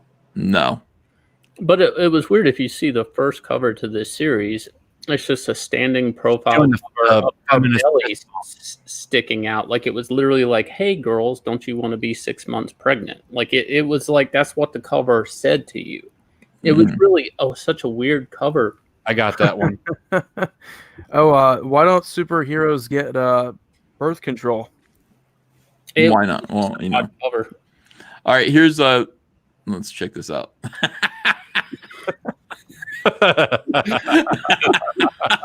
Oh fuck. Oh, that's so wrong. Oh my god, that's so wrong. All right, but there's my face up there smiling down on it. When I was a kid, like my parents told me that God was watching at all times. Like, God's watching at all times. So I had a journal. I was like 2, 3, 4 years old. My mom gave me a journal and just said, draw what happened today with crayons. So every drawing that I did, I drew God like hanging from the ceiling, looking down with a smile on his face and kind of a big nose like mine for some reason. God was witnessing everything. So that reminds me of this. And then I drew myself getting a spanking one time. My mom was spanking my bare ass in a drawing I did, and God was looking down smiling. I mean, it's like the best drawing I've ever done in my life. Magnificent. Well done, whoever who made this? Lord Ian Malcolm. Well done, Lord Ian Malcolm. Very, very. Look at Mike's smiley face. Mike respond to it. He still has me blocked. So he just blocked me. He had me unblocked for a while, and then I went on to talk to him, and then he just blocked me. I had a really good conversation with him too. It just out of nowhere. Oh shit! He just blocked you out of nowhere? Yeah, out of nowhere. I was being really respectful to him too. I even promoted his book. I was the reason why he got to 10,000 real quick. You know what this cover is a reference to, Shane? It's the feminist fist pump. I'm just saying, if you look, everybody was screaming about the Spider-Woman cover with the back bend and a nice figure, and then a few years later we come to this. It's like there's this is empowering. I think you would think so. Like, I think they think so. It makes me really upset. It's like, because, you want to, I understand she's a woman. She's strong. She can do stuff, but a little baby in there. It makes me uncomfortable. But I mean, this is like, hey, I'm going to hit the street and hit some crooks. And it's like, no, what about the baby? That's all. That's what runs through my head when I see this. It's just like, I thought this was so much more offensive. Just, I mean, I don't know. I remember seeing a pregnant woman on a treadmill at the gym before, and I was like, she really needs to get off. Like, don't run. Don't, I was the only person in the gym. I'm like, I don't want to be the guy that just sees that weird, you hit the treadmill and fly off thing, and you're like, got a belly like this. That'd be the worst. Yeah. Yeah, this is, I mean, okay, so this is what is extreme selfishness. Yeah. That sums it up. I guess that's the uneasy feeling. I'm looking at her smirk and her fist. She's saying, I can do it all. And it's like, there's a little baby in here who has no choice. And so it is like extreme selfishness. It's just awful. But you know what they did? They put a pregnant woman in The Last of Us 2. Like, she's one of the main characters. You heard about that, Yellow Flash? I can't get past the game after Joel got killed. I've been trying, and I just got kind of pissed. Oh, I mean, the feminist agenda, it's everywhere. It's in video games, too. There's Liv. They're all about, like, we're pregnant, but we can do anything. She got guns bigger than your average guy. Look at her face. These are the worst costumes too. Fuck you. I hate these SJW revamp costumes that are meant to look like cosplay. Fuck that. Well, because of that cover that got canceled, they then wanted to change her suit. So you can't really tell here because she's blowing out of it, but it was more like a leather jacket type thing with sunglasses. But then recently they've switched her back to the skin tight suit. Like they feel like they went through the transition where it's okay to put her in a skimpy suit again and be sexy. And they tweaked the colors, I think, to a black suit now. But it's like they were apologizing for the cover by transitioning to this leather coat suit. The whole thing with that was just so weird because everybody got offended by that back bend. And to be honest, like the physics of that other cover, I mean, we've done that for years.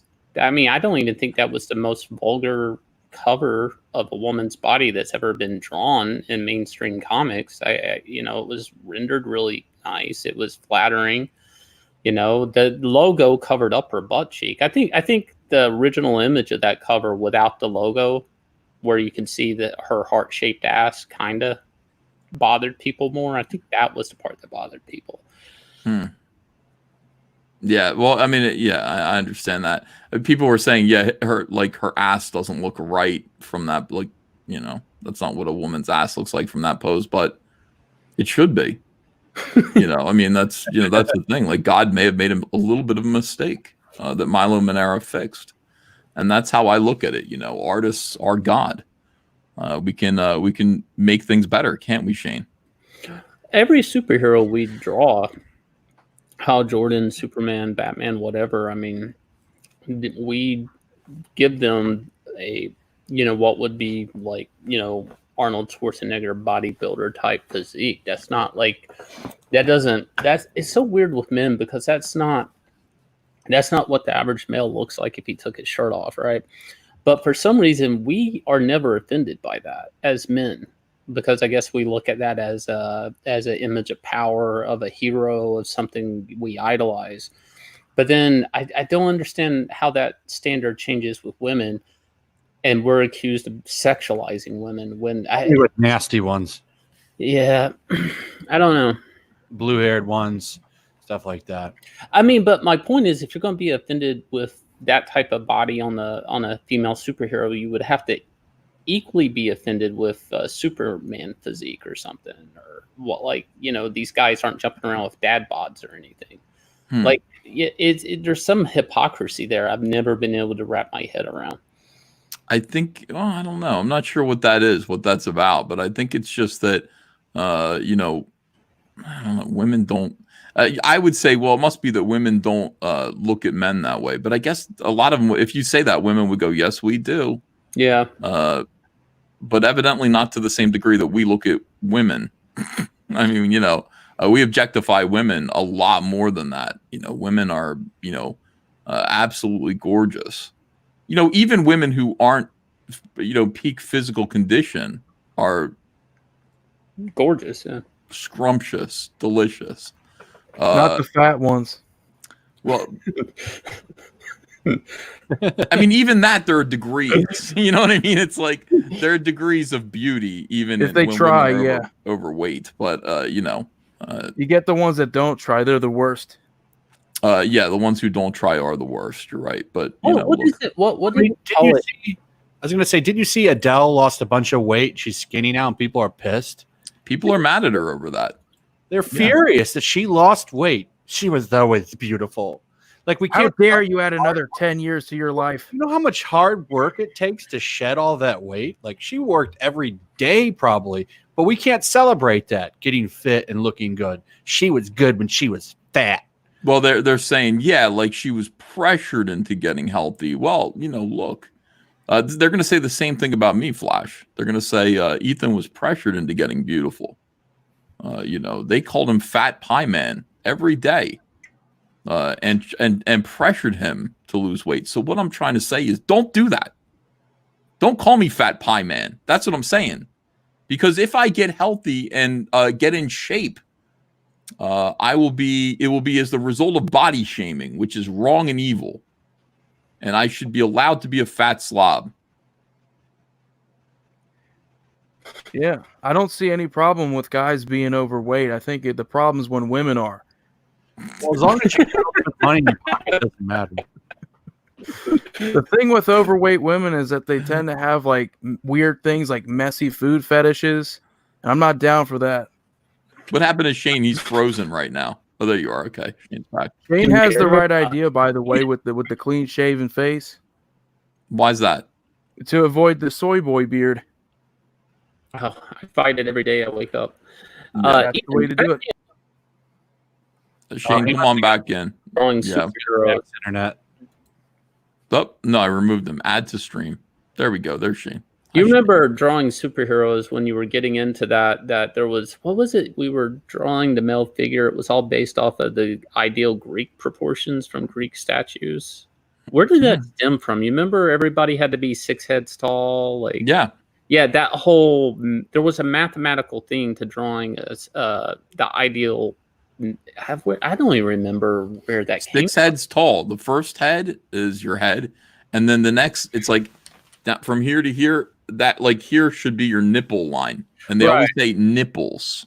But I'm pretty sure that was based off of Greek statues, like the idea, that ideal human figure of the ideal woman, of an ideal man, kind of that whole art movement, that Renaissance movement. Like, and that translated and carried over into superheroes. Because I remember the model sheets where they were saying, this is the proportion sheet and stuff, and all the superheroes were basically built off of that. It's like the same body type as the whole DC universe. Yeah, of course. Well, and when people stray from it, it looks fucking weird. Yeah. I mean, it does. I get uncomfortable when I see like manlet versions of superheroes. I'm like, no, what? No, 8 heads. Chef hero. Yeah. It just makes me uncomfortable. All right. So, whatever. Fuck all these people and their weirdness. Let's talk about Harry Potter and transgender issues.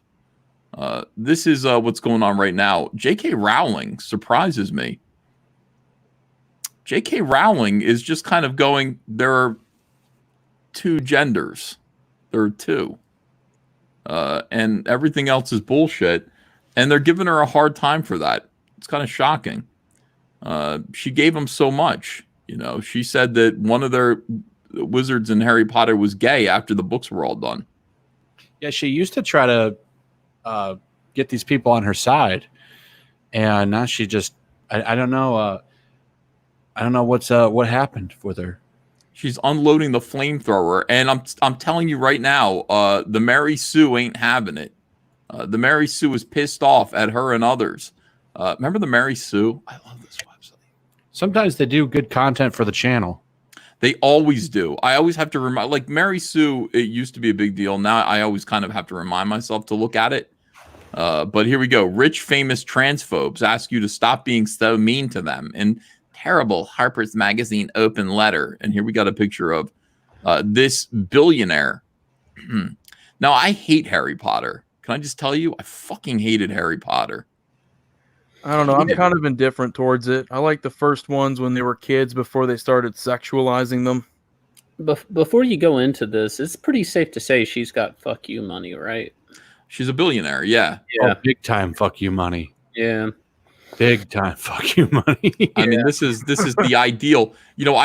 Although I don't like her creation, I look at where she is and I go, yep. That's what we need to get. That's what we need to do. And she started. There's no reason. You go, oh yeah, right. There's no reason to believe that you can't do it. I mean, she started where we were. She put out the first Harry Potter book, and it sold 400 copies. And it was word of mouth. It was a steam train. Of course, she didn't have SJWs trying to stop her and call her bigot yet. She was able to stave that off until she was already a billionaire. But there's no reason to believe that you can't just create something wonderful and profit from it. And she certainly did. So I admired this woman, and very, very pleased to see that she's going through a little bit of what we're going through here. Yeah, absolutely. For the money, she's not half bad. Oh yeah. I'm a single man, and oh sure, yeah. I'll clean her pool.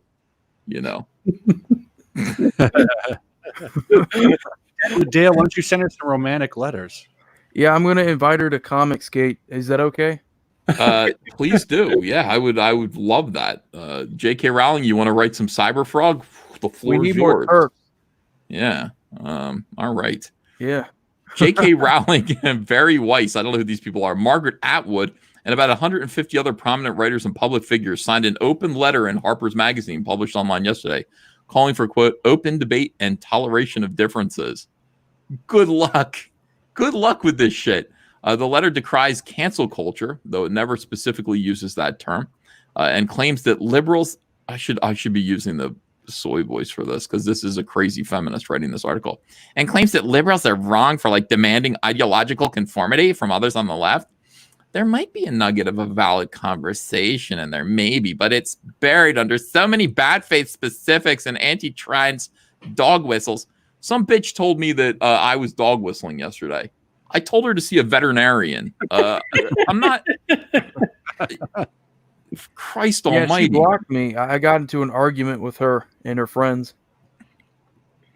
Yeah, it's like I'm very direct. There's no dog whistle there. I'm trying my best to be as blunt as I can. And these people are just absolutely crazy. All right, so that one article, we may need to give up Harry Potter. I'm gonna download that right now. Yes. This is you're gonna use these for articles or that one, I think. Yeah. This is all great. What I say. I guess Harry Potter just wasn't made for them. Maybe it wasn't made for you. Maybe it wasn't made for you. All right. We'll look at these two because I love J.K. Rowling, just kind of saying no. Because she did. She said, no, there are two genders. There's, two genders. And then people got mad at her about it. And she said, I don't understand why you're mad at me. I didn't make it invent this. God did. There are two genders. My wife was talking to me about this. And I think what kind of made everybody go mad is she said only women have their period. And that threw everybody into a frenzy. The minute she was, and the idea that everybody got mad because of ownership of the period just broke the internet. You're going to be disgusted by this. But I saw an article today related to that situation that claimed that with your period comes diarrhea. And there was a trans activist who was saying that kind of represents the period. I swear to God, I like vomited and then I went, I'm not reading this. I'm not doing it, So if okay. you're Mexican, and you get diarrhea, then you qualify as. Then you would be having, you're trans, you're having diarrhea once a month at roughly the same time every month. It could just be irritable bowel syndrome, but yeah, possibly, yeah. You don't know. What does this mean? Checked out. Oh my God. All right, so there's anti-trans dog whistles. It's impossible to take it seriously. The letter as a whole is total garbage. According to the letter, quote, it is now all too common to hear calls for swift and severe retribution in response to perceived transgressions of speech and thought, which sure sounds like code for people got mad at me for using my giant platform to be awful. I'm so glad nobody gets mad at me for that. Have you noticed people demonize people for having a platform? Like what? I mean, especially if you fucking built it. Then don't point it at me like I'm a bad person for having a platform. Like that doesn't, I don't know. Like I don't like that angle. Well, they don't want somebody with a platform to sway people against their opinion. That's why they want to cancel people that they don't like that have platforms. Yeah. I used to hear that all the time. People be like, oh no, Mags Visaggio. Last time I spoke to Mags was like, please use your enormous platform responsibly while people are dying of COVID. It's up to us to not fight right now while people are dying of COVID. I was like, fuck that. I'm unloading both barrels, even despite COVID. I'm never going to stop telling the truth about you people ever. Exactly. No truces, only bruises. Yeah. No truces, only bruises. Yeah. All right. So people got mad at me for using my giant platform to be awful. Moreover, it takes aim mostly at like institutional leaders who they say are delivering hasty and disproportionate. Oh, wait, I got to read this. This is sensible. Are delivering hasty and disproportionate punishments instead of considered reforms. But let's break down the examples they give. Editors are fired for running controversial pieces. Books are withdrawn for alleged inauthenticity. Journalists are barred from writing on certain topics. Professors are investigated for quoting works of literature in class. A researcher is fired for circulating a peer-reviewed academic study, and the heads of organizations are ousted for what are sometimes just clumsy mistakes. Whatever the arguments around each particular incident, the result has been to steadily narrow the boundaries of what can be said without the threat of reprisal. They don't just name names in that vague list, but they're not hypotheticals. It's pretty clear who they're talking about if you're familiar with the scenarios. This is just informed speculation, but these seem pretty obvious. Editors are fired for running controversial pieces. My first thought was that this was Kevin Williamson, who was very publicly fired from his position at The Atlantic. Remember when The Atlantic came after me? God damn, I'm getting flashbacks from Comicsgate. Some writer said, I write for The Atlantic. I'm going to be writing a hit piece on you. Would you like to bend over and take it? And I was just like, hey, don't do that. You don't work for The Atlantic. And then the publisher, the editor-in-chief, or the president of The Atlantic had to come forward on Twitter and say, yeah, this gentleman does not write for our magazine. I'm so sorry, Mr. Van Sciver. I was like, God damn. He ended up writing for the Daily Beast. That was a great time. All right, for a number of racist, transphobic, anti-abortion articles and tweets. We mustn't be anti-abortion. But he was a columnist, not an editor, so we can probably just file him under journalist, being barred from writing on certain topics. The most recent editor to go through a public firing, technically a resignation for a controversial piece, was the New York Times' James Bennett, who stepped down after facing extreme backlash for publishing a call to violence against protesters, written by Senator Tom Cotton. Call to violence against protesters. I'm tempted to click on this, but it's just a rabbit hole. On to professors are investigated for quoting works of literature in class. That seems to be a clear reference to a white UCLA lecturer who was condemned, not fired, for using the N-word while reading from Martin Luther King Jr.'s Letter from Birmingham Jail, as well as showing a documentary which included graphic images and descriptions of lynching, with a narrator who quoted the N-word and explaining the history of lynching. His defense, according to a student, was to say, just that my skin is white does not prevent me from being able to say those words.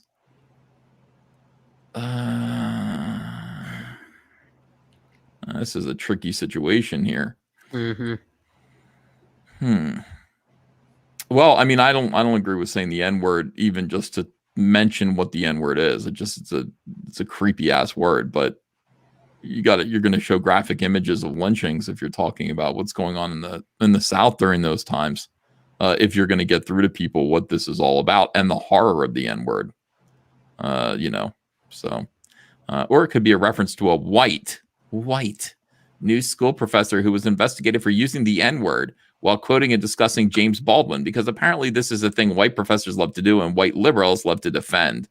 That peer-reviewed academic study they mentioned sounds like the James Damore memo, that Google employee who sent around a document trying to prove that gender representation in tech was a bad idea because of biological differences that make a woman less inclined to be successful in STEM fields. It's true. I remember that guy.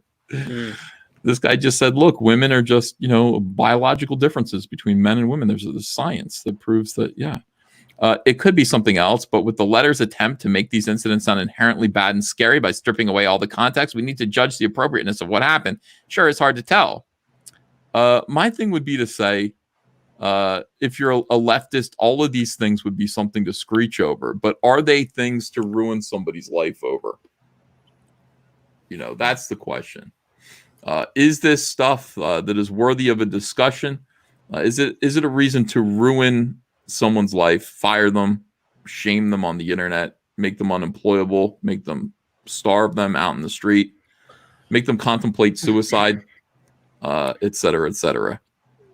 That's a weird one because on one hand, they're saying canceling somebody, you're punishing them, but at the same time, if they have a wife, children, whatever, you're actually punishing other people by punishing them. You get what I'm saying? Like you're, of course, yeah, and they never talk about that part of it. They don't care. But I mean, if you're a humane person, you would want to, like give that guy a work penalty. He should be punished, written up, payment doc, maybe dock his pay or something. Whatever job it is, whatever situation it is. But to cancel somebody, you're just cutting out the means for them to feed their family, and you're affecting other people that maybe don't share these views. So I don't know. I'm not big into cancel culture, but like nobody talks about the appropriate way to handle it. They just want to cancel. You know what's interesting? I'm looking at these links here, and it's like you go, okay, so down here, the James Damore memo, I don't know how to pronounce his name. Excuse me. You click the link, and it leads to a Wired article, Wired.com. The Pernicious Science of James Damore. So basically, you go, well, what does this mean? And you click on it, and it takes you right to a leftist propaganda article about the subject. I followed that rabbit hole like all the way. I remember it was for like, you see these things like science says this. Mm-hmm. And then you'll keep clicking on the links, and it just goes to article after article after article. And then finally, it'll go to sometimes it'll go to a dead link. Doesn't exist anymore or something. This one right here leads to a Guardian article from the Guardian. This one right here leads to Reason.com. This one right here leads to the Mary Sue. Okay. So this one right here leads to the New York Times. Because it's about a New York Times article. And so on and so forth. So if you're reading the Mary Sue and you want to know, you go, well, give me the facts about this. There are no facts. There's just more screeching. You click these links and they lead to more screechy articles that, subvert the facts and don't let you make an informed decision. They just try to indoctrinate you. All right, let's see. Over 200 people, many of them writers, signed the Harper's letter, yet no one seemed to call out excessive use of passive voice or lack of specific examples. That just seems to me that a lot of people are sick of this shit. They're sick of cancel culture. In general, all these people that are trying to say, let's stop it, let it go on for years. And now that they're all getting hit with it, they want it to stop when they've helped enable it. There was something funny happened with this list, though. Certain people signed up for it, and they were all gung-ho until they saw other people on the list, and then they wanted to be removed from the list. So it was a little bit hypocritical there. It's almost like, we're all, these people are kind of now suffering from a culture they enabled and created. I mean, I got to say, I didn't know that what's-her-name, who wrote Harry Potter, wasn't an SJW. She certainly doesn't is an SJW. Like She's just not an intersectional feminist. She's a feminist, but she's not intersectional. Intersectional is the crazy ones. I mean, the feminists are still kind of crazy, but the intersectional ones are 10 times worse. But she was doing this stuff. Gandalf's gay. After she wrote the book. Then there was there was a sequel to Harry Potter, but they only did a stage play, and they cast a black woman to play Hermione. And they asked J.K. Rowling, well, I never said her skin color. Like she's been pulling this shit forever. Yeah. I remember her saying the dude was gay, like directly after, like the books ended. She's like, by the way, what's his name? Dumbledore. I said Gandalf. Shit. Well, they fucking old wizards. Fuck off. Yeah. By the way, this dude was gay all along. Now I'm gonna go back and reread it. I'm gonna hear the guy. I'm gonna picture the guy with a little bit of a swish. I guess that's what I'm gonna do. All right, let's see here. We got Bazov. See, this is the problem. I mean, these guys, they kind of exist and they swim in a cancel culture society, in an SJW society, and they try to make peace with it. They try to go along with it, and then finally it comes for them, and eventually it's going to come for you too. So the question is, are you standing up to it? Or are you gonna when they do come to you, how's it gonna work out? Now, this Yellow Flash, I'm sure you saw this. Sean Gordon Murphy on Instagram, who has a book right now called The Plot Holes on Indiegogo. People really liked Sean Gordon Murphy. I think for a long time, like, we kind of felt like Sean was one of us. because he was making like I'd get messages from him in private. Hey man, I like what you have to say. Good for you. And he would talk to Zach and all this stuff. And we thought, yeah, it's only going to be a matter of time before Sean comes over here and he's Comicsgate with us, and we're so proud of him because he's really good. But then he took like a hard left turn and started to take pictures of himself with Mags Visaggio. His new BFF. He had all these BFFs. He kept doing BFF tweets where he'd show himself pictured with like the most odious SJWs cuddled up next to him. And we went, okay. And then, when he was going to launch his Indiegogo campaign, we got a whole earful of, a lot of people are telling, a lot of my friends are telling me that like launching a crowdfunder during an epidemic, a pandemic, is not a good look. By the way, that is called NAGL. There's actually initials for that now on Twitter. SJW say not a good look so much that they'll just go, I don't know, man. This and this and this, NAGL.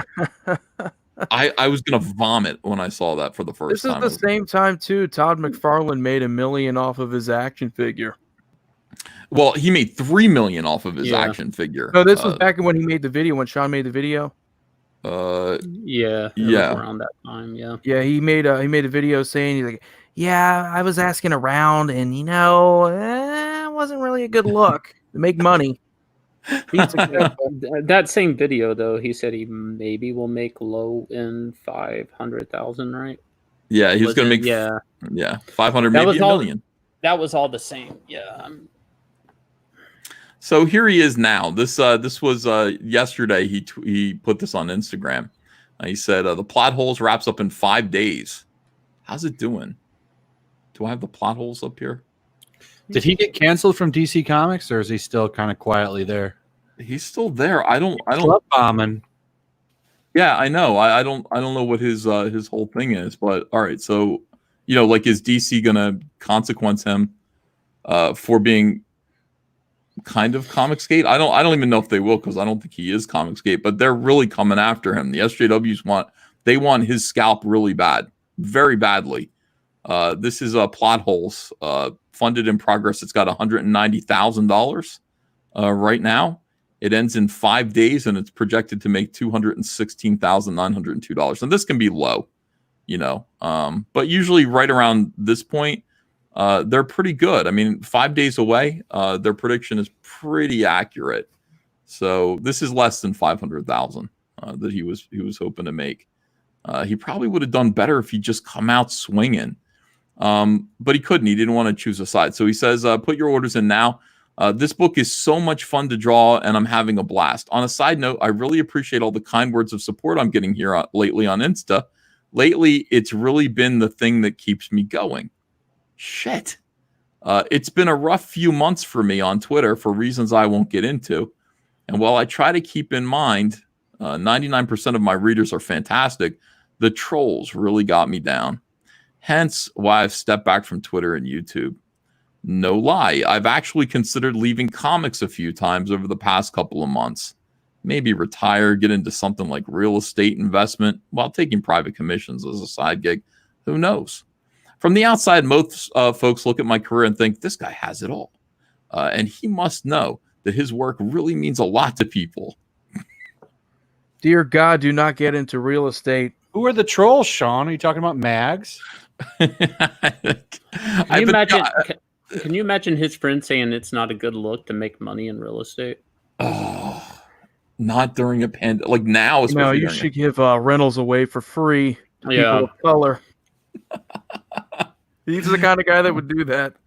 But I like the narcissism. It's like most folks look at my career and think, this guy has it all. And he must know that his work really means a lot to people. Like, Sean's a narcissist. I am too, understand. But I don't think I would ever say something like that aloud. I wouldn't presume that people would be envious of me and think I have it all. Raging Golden Eagle made more money than plot holes. Yes, I know. His book's at 220,000, right? Yeah, and he's never done a comic before. Sean Gordon Murphy did Batman, and he's at like 190. Tug will probably pass him for sure, because Tug's got a couple more months left. My wife has been tracking some of the numbers on his campaign just because I was curious with all the headaches he's had. And there's been ups and downs with Sean. He's had refunds and stuff, people refunding original art, stuff like that. So he's had ups and like literally like waves of refunds. Remember when he made the Black Lives Matter statement and how they kind of sprung up against him on that? On his statement, he's had tons of like waves in his campaign of and a lot of it stems not as he says it, but after the SJWs attack him. Like, so he then around the Black Lives Matter time, he just went straight to Instagram. He kind of got off Twitter. He's from the Doug to Naples School of Martyrdom. Oh yeah. What do you mean? Like, explain. Well, I mean, it's the attitude that well, I guess the idea that if you're a victim, you can make some easy sales here. And it's kind of easy to be a victim now when you have so many people looking to cancel you.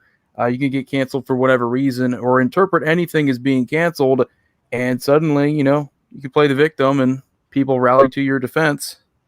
Yeah. All right. So I think you're right. So he says, all right, from the outside, most folks look at my career and think, how do you know what people think, dude? This guy has it all, and he must know that his work really means a lot to people. But it's hard to feel that way when people keep trying to drag me by purposefully misconstruing something I said, by putting words in my mouth. You're putting thoughts in other people's heads, by villainizing my attempt at friendship, that's Mags, or by attacking me for not aligning 100% with any given philosophy. I'm not even allowed to defend myself because that would just pour more gasoline on the fire. Anywho, thanks again for the positivity. I hope you check out Plot Holes. It's a passion project I'm crazy about, regardless how much money it makes. He's so bummed out, dude. He is so bummed out by this. But I will say this, when I crowdfund Volume 2, believe me, you'll wish you bought Volume 1. He kind of gave it away by saying how much money it makes, regardless. If he decided not to be a puss and went all in and came over to CG, how much money do you think this would have made? 500,000. Yeah, I think it would have probably been Cyberfrog Blood Honey numbers. Yeah. Without question, your boy Zach's Jawbreakers numbers. Well, I mean, the thing is, like, honestly, he was trying to get get both audiences. And that's what he thought he could do. He could tread the line. But I mean, if he came over here and declared 100%, that he was Comicsgate or he was sympathetic with Comicsgate, yeah, it would have done great. But people felt bummed out by this guy, and at the end of the day, when you try to have it all, you get nothing. Didn't people first attack him just for choosing Indiegogo over Yes. Kickstarter? That was the beginning of it. Like, they really wanted to weaponize Indiegogo as like a swastika on his arm or something. Like, it was like that was him moving towards us when he said, "I'm going to be on Indiegogo." I will tell Sean if he's watching. The Comicsgate private chat room was like, "Yes, he's going to make $600,000. He's going to make this much money. We're going to love bomb Sean Gordon Murphy with money." And then it was like the Mags Visaggio picture came out, and everybody went, "Oh." And how did that work out for him? It worked out like this. Regardless of how much money it makes, I'm crazy about it. But I will say this: when I crowdfund Volume 1, believe me, you'll wish you bought Volume 1. Or when I crowdfund Volume 2, believe me, you'll wish you bought Volume 1. So he's pissed. All right, so here's what this is. This is like, all right, hey, people are being mean to me, so I left Twitter. I know you all think my life is perfect and I'm awesome, and I know you all like my work means everything to you, but really, it's hard because people are being mean to me. They're trying to drag me, and I've actually thought about leaving comics over this. I mean, I'm thinking about doing real estate. This has been terrible, so I've full retreat. I'm hiding here on Instagram. I'm hiding from my fans on social media. And let me tell you something. I still like this project, even though it failed. Hey, those of you who didn't back it, you're going to wish you did. And that's what this says.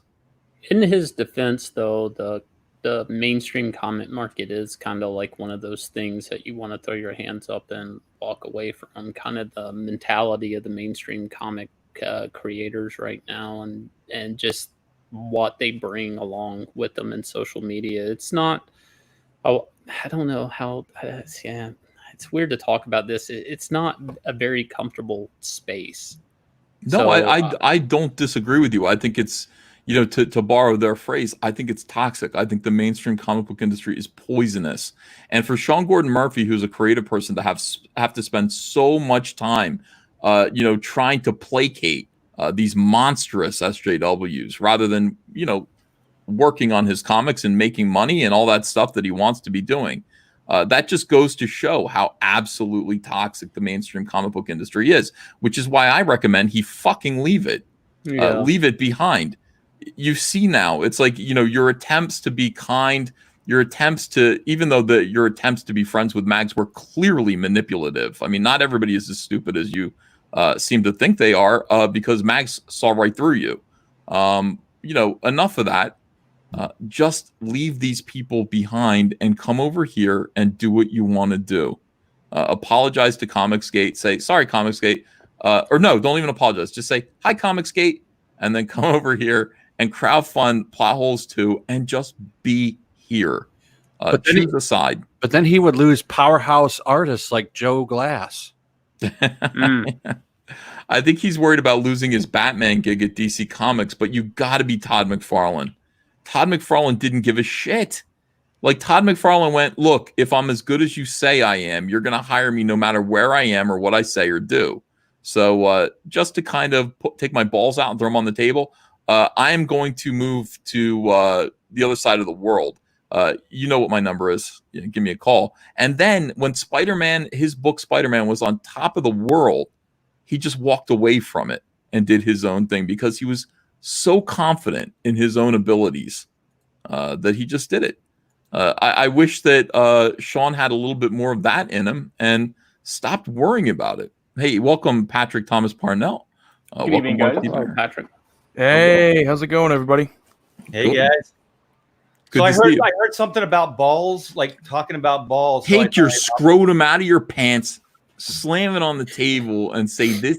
Don't literally do it, but say this, like this and no further. Like if you want me, you know where I'm at. And you know where my balls are at. They're right here. Yeah, they're on the table. They're on the table.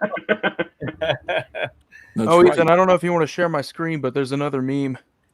Okay. Well, I do want to back up for a minute and just compliment your hair, Ethan. It's growing in nicely. Thank you. That's beautiful. This is just what I wanted. Appreciate it. I told Crackhead Jeremy, by the way. Thank you, Crackhead Jeremy. You guys are so great. Let's see. People are saying I'm a bad influence on RT Bear. In what way am I a bad influence on RT Bear?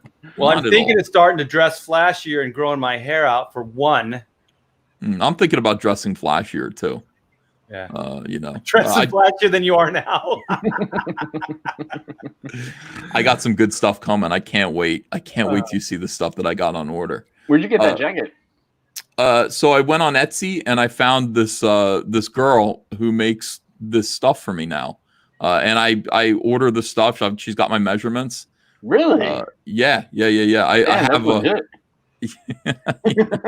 I mean, it just. She makes rock and roll clothing. She makes stage clothing for people. It looks kind of like Neil Diamond-esque. I love it. Yeah, it's so like Andrea's like, what are you doing down? I'm like, look, whenever the camera goes on, people need to go, what the fuck is he wearing? And that should be the opener of every show. On the back of your jacket, it should just say real big in sequence, humble. Humble man. You got kind of a Kurt Cobain, like Neil Diamond thing going, I think it's working for you, man. Well, thank you. Yeah, I did tell Andrew, I said, boy, I really like this one wig unironically, and I wish my hair would do this. She's like, get the plugs. You can do it. You're allowed to get the hair plugs. And she said, who cares? Just do it. And I went, we got them priced out. They're $20,000 for me to get my hair from the back of my head to the front of my head. I went, that's at a really, really good, doctor. And I just went, I can afford that. Maybe I'm going to do it after all. And I'll just wear my hair, I'll wear a baseball cap while it grows in. And then, what's the worst that can happen? If it's fucked up, I'll just shave my head and be bald. Well, you know how you have to reveal, you have to have it all tucked in your hat, right? And then just do the show normally, and then 3 years. do that chick thing, and then just take off the hat, do that swirl thing. After 3 years of growth, just boom, here it is for real, no wig. And just like, Tim Pool and wear a beanie. The Tim Pool and just wear a beanie all the time. Yeah. I mean, I might do it. I miss having hair. Going bald sucks so bad. None of you guys have that problem, as far as I know. no, I don't. Yeah, I'm lucky. Yeah. Guys are lucky, man.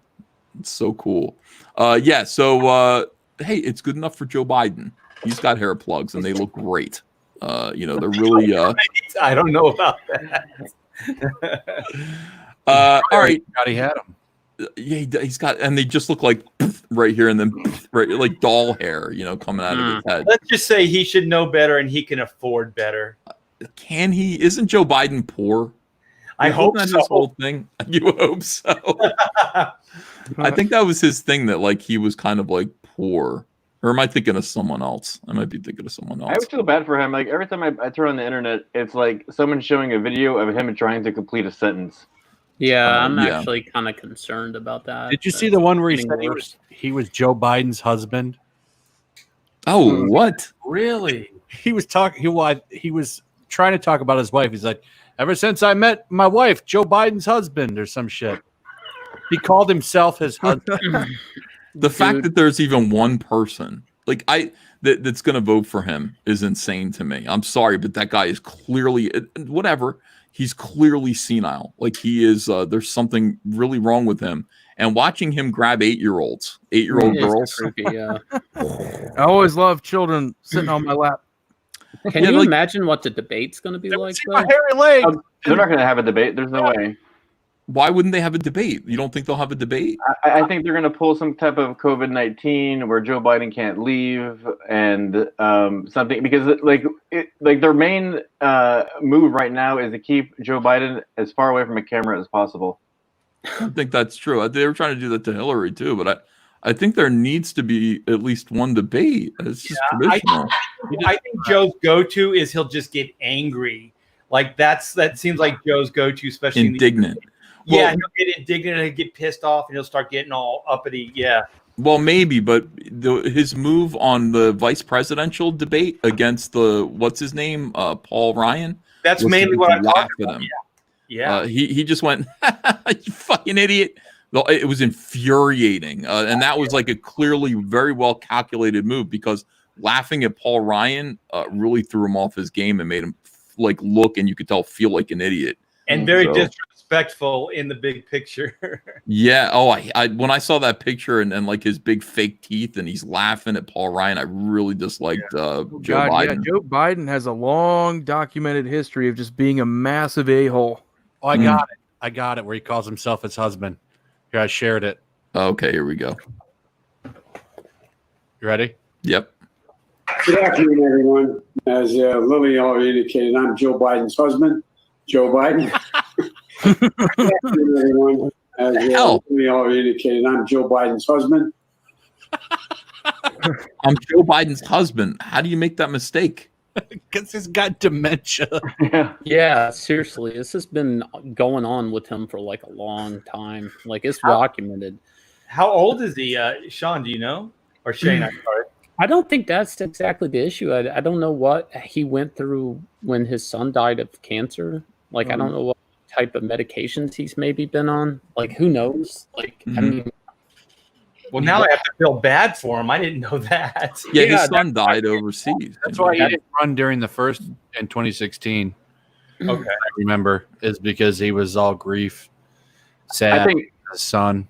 I think strategically they're going to have like Kamala Harris or something as the vice president, and they're going to kind of herd them along, and then they're going to do. I mean, if somehow he wins, and he won't, but towards the end they're going to do some type of switcheroo where it's going to be like Joe Biden, Kamala Harris, and then they're going to kind of just switch it around, and then she's going to be the front runner, I bet. Well, he'll just step down.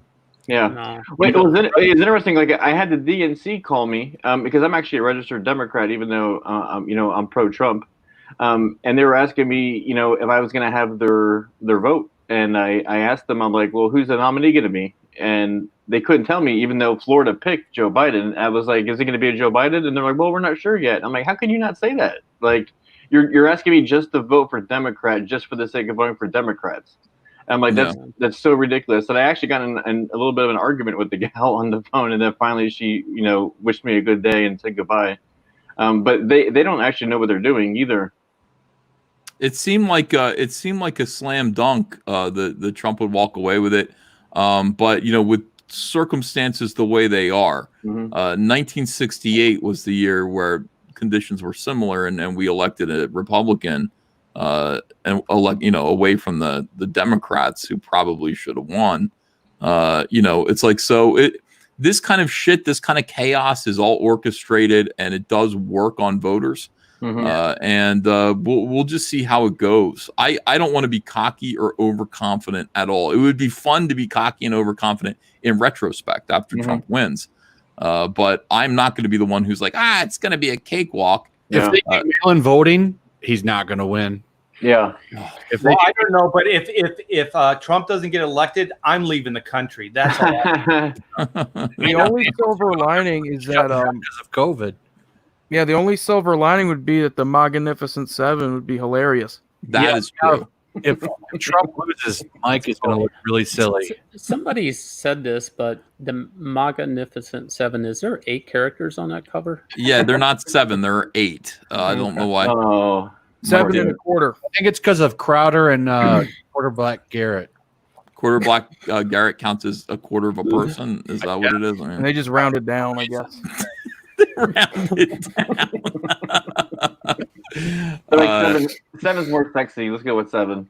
Yeah, I think it was maybe Dean Cain doesn't count, and like the other ones are the Magnificent Seven plus Dean Cain. I don't really know, but it's So wait, is he actually going to have Dean Cain? Is he actually going to have him? I'm sorry. Go ahead. No, is he actually? Do you think he's going to have Dean Cain and that Caitlin Bennett girl actually sign the covers, or is that just him signing them? That's the word. He's just going to fake their signatures like he did with.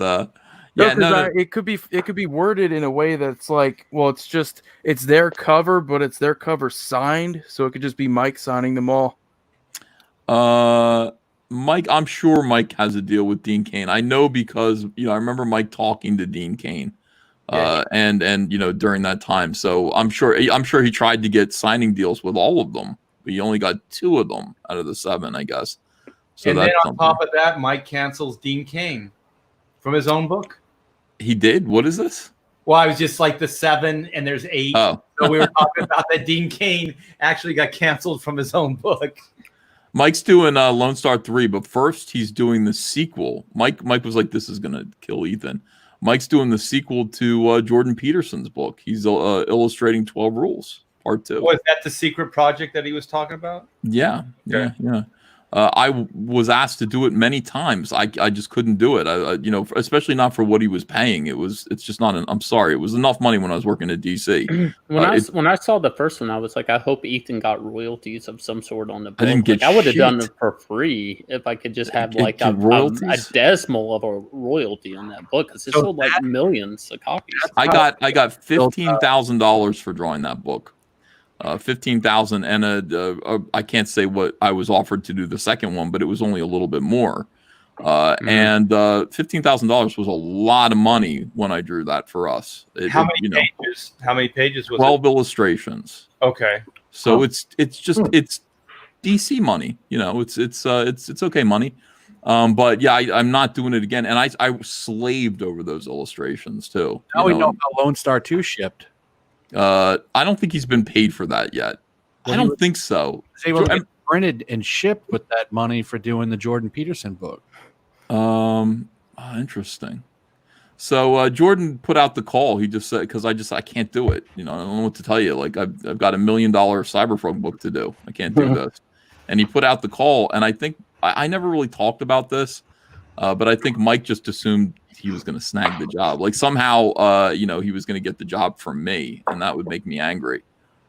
I actually suggested Kanan White. Honestly, I think you should look at Kanan White to do this. I think he would do a really good job, but I don't know. I'm actually working on a new murder mystery comic book where it's Tim Pool and Alex Jones go to town and they solve mysteries. Really? Yeah, Sounds cool. and they're gonna sign them.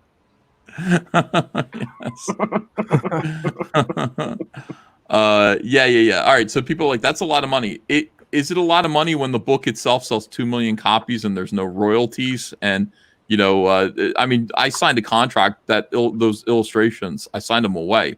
Jordan Peterson is making mugs. He's making prints of them. He's making posters. He's selling them at all of his appearances. He fucking rocked it with those drawings. So it's just not a situation that I'm not going to work for people anymore. Does that make sense? I'm just not going to do that anymore. I want to work for me from now on. Well, I'm hoping, like, you're my inspiration. You're following that Todd McFarlane way, and I not only want to do that, but it's like what you've talked about, like also financing your own toys, your own entertainment, like video games, movies, XYZ. I talked on this, like, on one of my streams that, Comicsgate right now is comic books, but we don't, like, we can build out from there, like multimedia platforms, things like that. And I think that's really interesting, where we don't have to basically go to the outside to get approval to do these projects. We can take them right to the people and finance them. Yeah, I think so. I think that's what, people were like, is there going to be a movie, a Cyberpunk movie or animated series, all these things? Yeah, probably. But I mean, in the meantime, right now at this moment, the way things are, I feel like I'm going to be hounded for the rest of my life by social justice warriors. Oh, for sure. Enemies for life. These things don't go away. So wherever I go, where like there's a Target. If I give people a Target, like literally Target, the store maybe, they will target Target. Oh, this guy's a Nazi, don't you understand? And they're going to do that, and they're already planning that. So the key thing for me is to get rich by doing everything by myself and not giving them a target. And that's I think that's what I'm going to do. Well, if you're independent of those things, then they can't hurt you through those other venues. They can try to hurt you directly, but that's about it. And you've already shown that.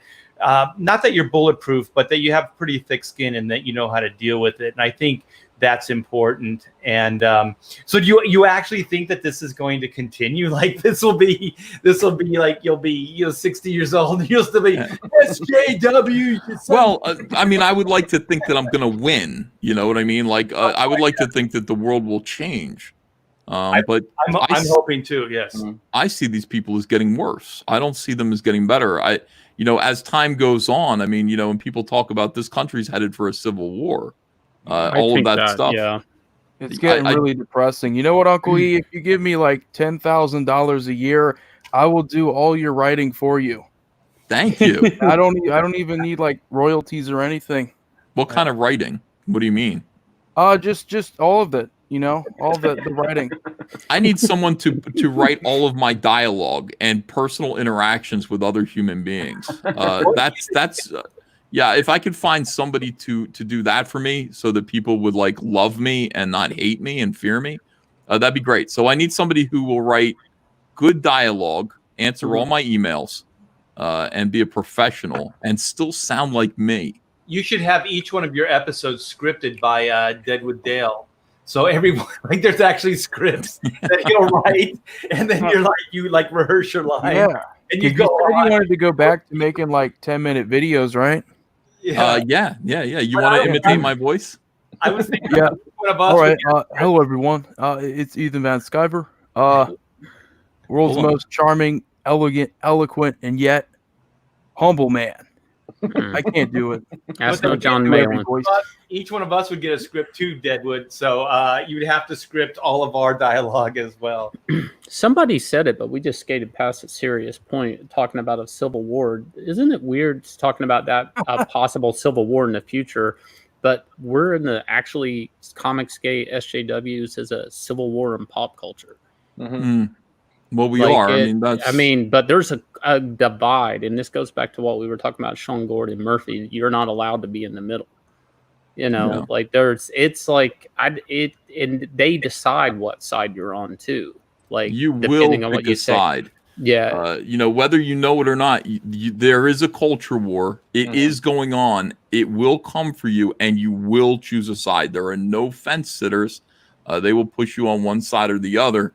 And you know, you're gonna have to choose. You know, I didn't want to. I was like Sean. I completely understand and can relate to him. You know, I was just kind of like, no, I think we can get along. We have differing opinions. That surely Republicans and Democrats can behave the same way as you. Because I was a Republican who was acting like, you know, one of them. You know, it's like I was going, well, if this is the way these bitches act, like these SJWs act about their politics, I'm going to do the same thing, but from the right and from my pedestal at DC Comics. And I had to be destroyed.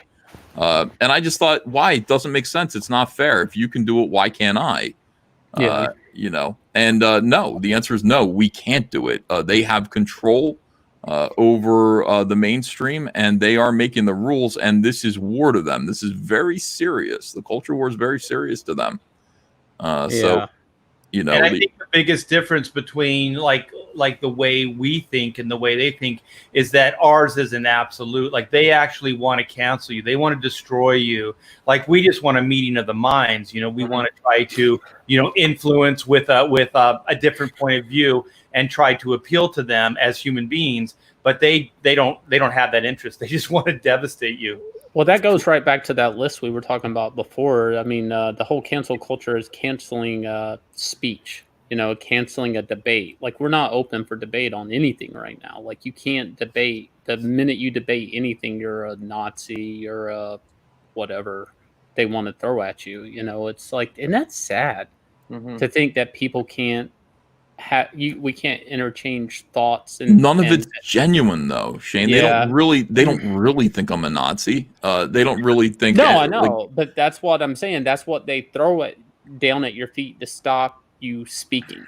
You know, anything else, you know, that it's a tactic to stop any type of educated conversation on what you should do with something or what your thoughts are. It's just such a weird time. I don't know. My favorite illustration of that is, you remember when Bernie Sanders was running for president, and he had that rally, and then those two girls jump up on stage and they basically hijack his and then he's finally like, he just backs off and he goes, "Here's the mic."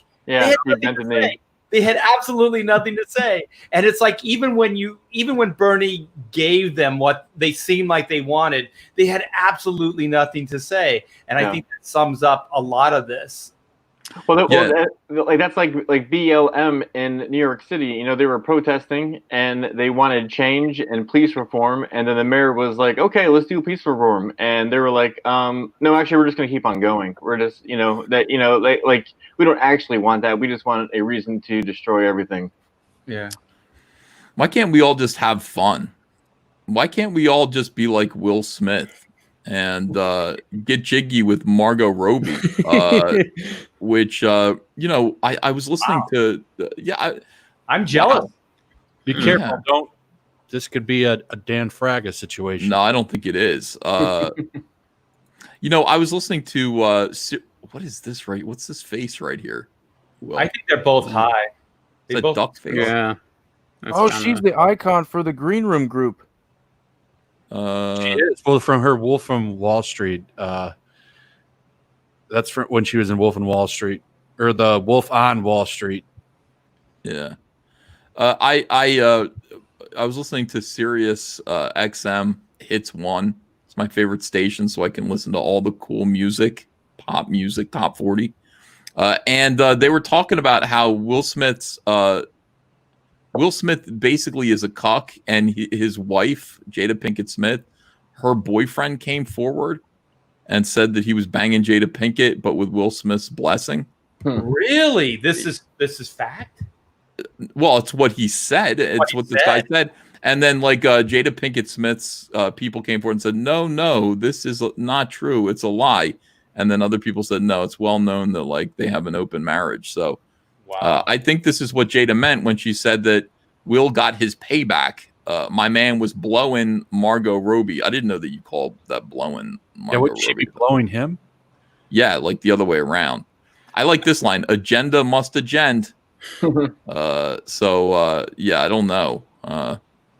Apparently, the implication is they were having an affair on the set of Suicide Squad. Mm. Good for Will. Yeah. You know, you don't hear too much from him these days. I'm gonna Photoshop myself in the Will Smith role right there and pass it Are around. you? Just put RT Bear's face here with his nipple. Where's Eric Weathers? We need him in to do that real quick. All right. Baby Yoda cereal. You know what? Like, is it enough already or no? Are we still in Baby Yoda honeymoon phase or? I never was down with it, so I don't know. I can't speak out on it. No, it was a gay little trick and it failed. It was a gay little trick and it failed. They were saying that like Baby Yoda, I think they were saying this on the Jack Show last night, just before. I don't know what it is with the Jack Show, by the way. John Malin, you should come in here and defend yourself. These guys are getting their channel struck down every single Jack Show. They've completely forgotten the boundaries of YouTube. Last night, I mean, trolls can just flag you down. Yeah, of course they can flag you down, but sometimes it's like, no, I get it. Ooh, that was too far. Like they were showing, like Anna goes, did you see that video where a woman is showing other women how to use her mouth better and with a grapefruit? I'm trying to say this without getting in trouble. You cut a slice of a grapefruit and then she's like, and then you hollow it out so that it's the width of your manhood. And then you put it here, and then she's doing it on like a rubber device, and she actually puts it in her mouth, shows the technique, and gags on it like really loud and funny. And so they decided to show this video last night, and down comes the channel like instantly. Like the stream stops, and they're like, "What? Go too far? Like what the hell?" Yes, guys. Yes, you're going too far. You're going too far. This is the kind of content that YouTube likes. YouTube likes this right here. Baby Yoda cereal. Time again for Star Wars Weekly, the Sci-Fi Wire series that rounds up the most important news of the week from a galaxy far, far away. Is this sci-fi.com? Is this the website for the network that canceled Max Visaggio's horrible show? Yep. Did you hear about there's more signatures to bring the show back than the comics actually sold? How did that work? Yeah. How does non-returnability work on TV? Oh my God, yeah. Let's see. John Malin's in the chat. He goes 2 exclamation points. John, come in here. What is the problem? I think he said earlier in the chat he wasn't at home. I'm not sure. Oh, yeah, he's a desperado. All right, so this is it. Star Wars. The only good thing that happened this year is Baby Yoda cereal. You know what? I agree. Sweetened corn puffs with marshmallows. Well, it's the only good thing that happened for Disney. That's for damn sure. I'm gonna buy this. I'm gonna buy this. You know what? You called it gay. I think it's I'm still charmed by Baby Yoda. That's all right. Now, here's what's not going to be all right. This is what I was going to say about the Jack Show. Last night on the Jack Show, it was theorized that Baby Yoda actually is Yoda. Time jump. Well, I think it's interesting how Disney just wasn't prepared for the pop of Baby Yoda. I went to Star Wars Land or whatever it's called, like in Florida, like for my honeymoon. This is around February, about a month after this show came out, and there was nothing Baby Yoda at the whole theme park, nothing. And people, they had these Yoda backpacks for sale, but they were just like completely not prepared for the success of this character. And I mean, like mainly children, but I mean, this character really blew up and they were not prepared for it. And now they're overcompensating for it. And now it's too much. It's too much Baby Yoda already. Yeah. Well, doesn't season 2 come on pretty soon? Season 2. Season 2 is like October, right? I mean, shouldn't it be? They're gonna ramp this shit up too for it. Watch. They are need gonna. more Gina Carano. She was naked on Twitter, but oh yeah, oh my gosh, I never got to see it. I never got to see Gina Carano naked. They took it down. She's got like the best lip bite ever. Yeah, she's like in the picture. No, there's like a video of her like at a hockey game or something or a UFC fight, They keep on showing, and it's pretty good. Anybody who has the naked Gina Carano picture, feel free to put it in my inbox because on Twitter, because it's nowhere. Like I can't find it. Like they made a big deal about it, and then like they took it down from the internet. So, and Gina was pissed. She called it censorship. Like I should be allowed to, show my nipples. I don't disagree. If Will Smith can do it, why can't she? I agree. Yeah, for research purposes, John Malin. That is right. I'm going to order a box of Star Wars sweetened corn puffs with marshmallows. Mandalorians. Does this look like a mock-up? Does this look real? Is this real cereal? Or am I getting fucked with here? I think it's real. I was reading, I think I read an article about this. They finally did cereal. Like there's a demand for it or something. Well, I hope Sci-Fi wouldn't lie to me and deceive me. I hope Sci-Fi, the sci-fi.com channel that basically put Max Visaggio's horrible comic book on the air.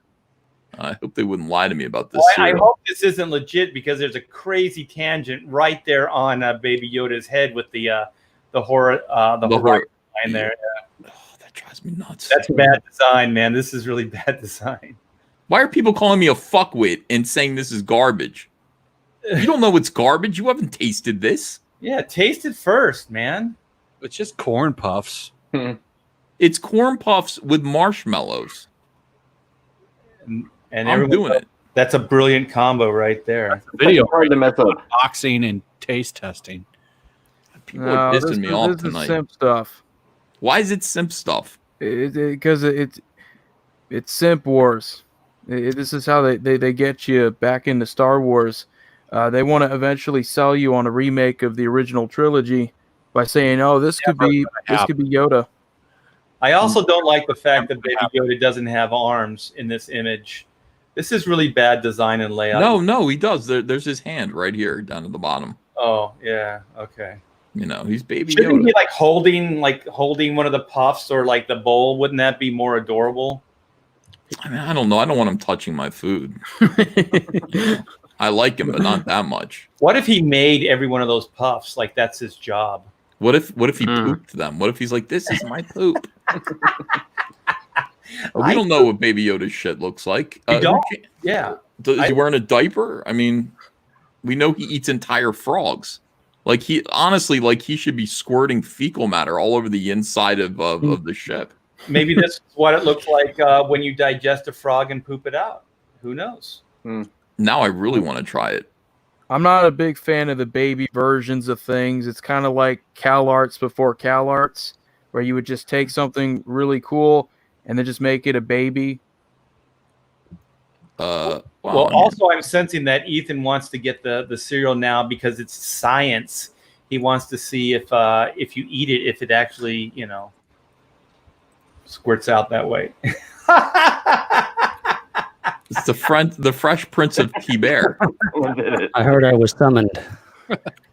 Yeah. Hey, what's up, everybody? That looks like the perfect power couple in Hollywood right there. I got the Will Smith ear. That's awesome. Yeah, I had to keep the ear. That's for sure. Why your hands black, Art? Oh yeah. Well, he's still got one finger that. Yeah, disappropriation. She's got a nice mouth. I do have a nice mouth. Thank you, Deadwood Dell. I don't know. I don't dig Art without the mustache. I'm spooked out by just the flavor saver with no mustache. Yeah, that was rework it. Yeah, I was in. Yeah, I can rework it. Will you go back and rework it, please? I'll work on it again. Yeah. All right. We'll see you later. Well, thank you. Eric Weathers is going to come back with a better version of that. I need it to look like modern art, T-Bear. Modern art. Yeah. T-Bear. Ooh, 2020 RT Bear. Here we go. Yeah. What is art short for? Arthur. Oh, I thought it was like Artemis. No, he's short because his parents were midgets. Exactly. Oh. Yeah. Ooh, that was a good one. Yeah. Thank you. But I am taller than Mike S. Miller for the record. Are you really? No. But I tell Mike that all the time. He gets pissed off, so I like to do it. Yeah, that's my favorite joke. What's ET short for? Because he has stubby little legs. Yeah. It's not that funny, I guess. I don't know. Why isn't John Malin in here? Because John Again. would laugh. John would laugh at that joke. Dale needs me, says John Malin. Oh no. Ethan, stop defending this. Okay, I'll stop. For Christ's sake. Yeah, I'm not gonna do the character anymore. I feel bad. What's Why? the character? The John Malin, the Dalen character. I feel like I've gone too far with it. I think you've only just begun. I think You honestly. like my Edwin, right? Oh my god. Let me hear your Edwin again. That was good too. I think. Oh well, I made a video. It's my trailer for my Indiegogo. Are you serious? Yeah, it's on my YouTube. Okay, hold on a second now. I'm interested in all of this stuff. Whenever Deadwood Dale makes a video making fun of people, I want to watch it. When he makes a video about something else, for grabs. But People just didn't really notice it because the same day everyone was talking to Doug and Mike. It was that day. Dale tries to have a debate with Doug TenNapel. Oh no, this is I think it was the video before that. The holier than thou Trinity. Yep. All right, let's see Dale's work here. Dale, this better be good. Dale's like awkward laugh. Dale's like, I'm not sure. All right, let's find out. Boom. The following is satire. Okay, so don't sue Dale. Disclaimer. Yeah. The characters shown are entirely fictional. Everything's a coincidence. Aloha and welcome, future backers. I'm here today to tell you about Deadwood Tales. That is Deadwood Tales Indiegogo campaign. He has a brand new idea for all the kids in Comic Skate, and he is looking for your support to make this wonderful comic book idea a reality. He is introducing a new story with 3 brand new comic book characters.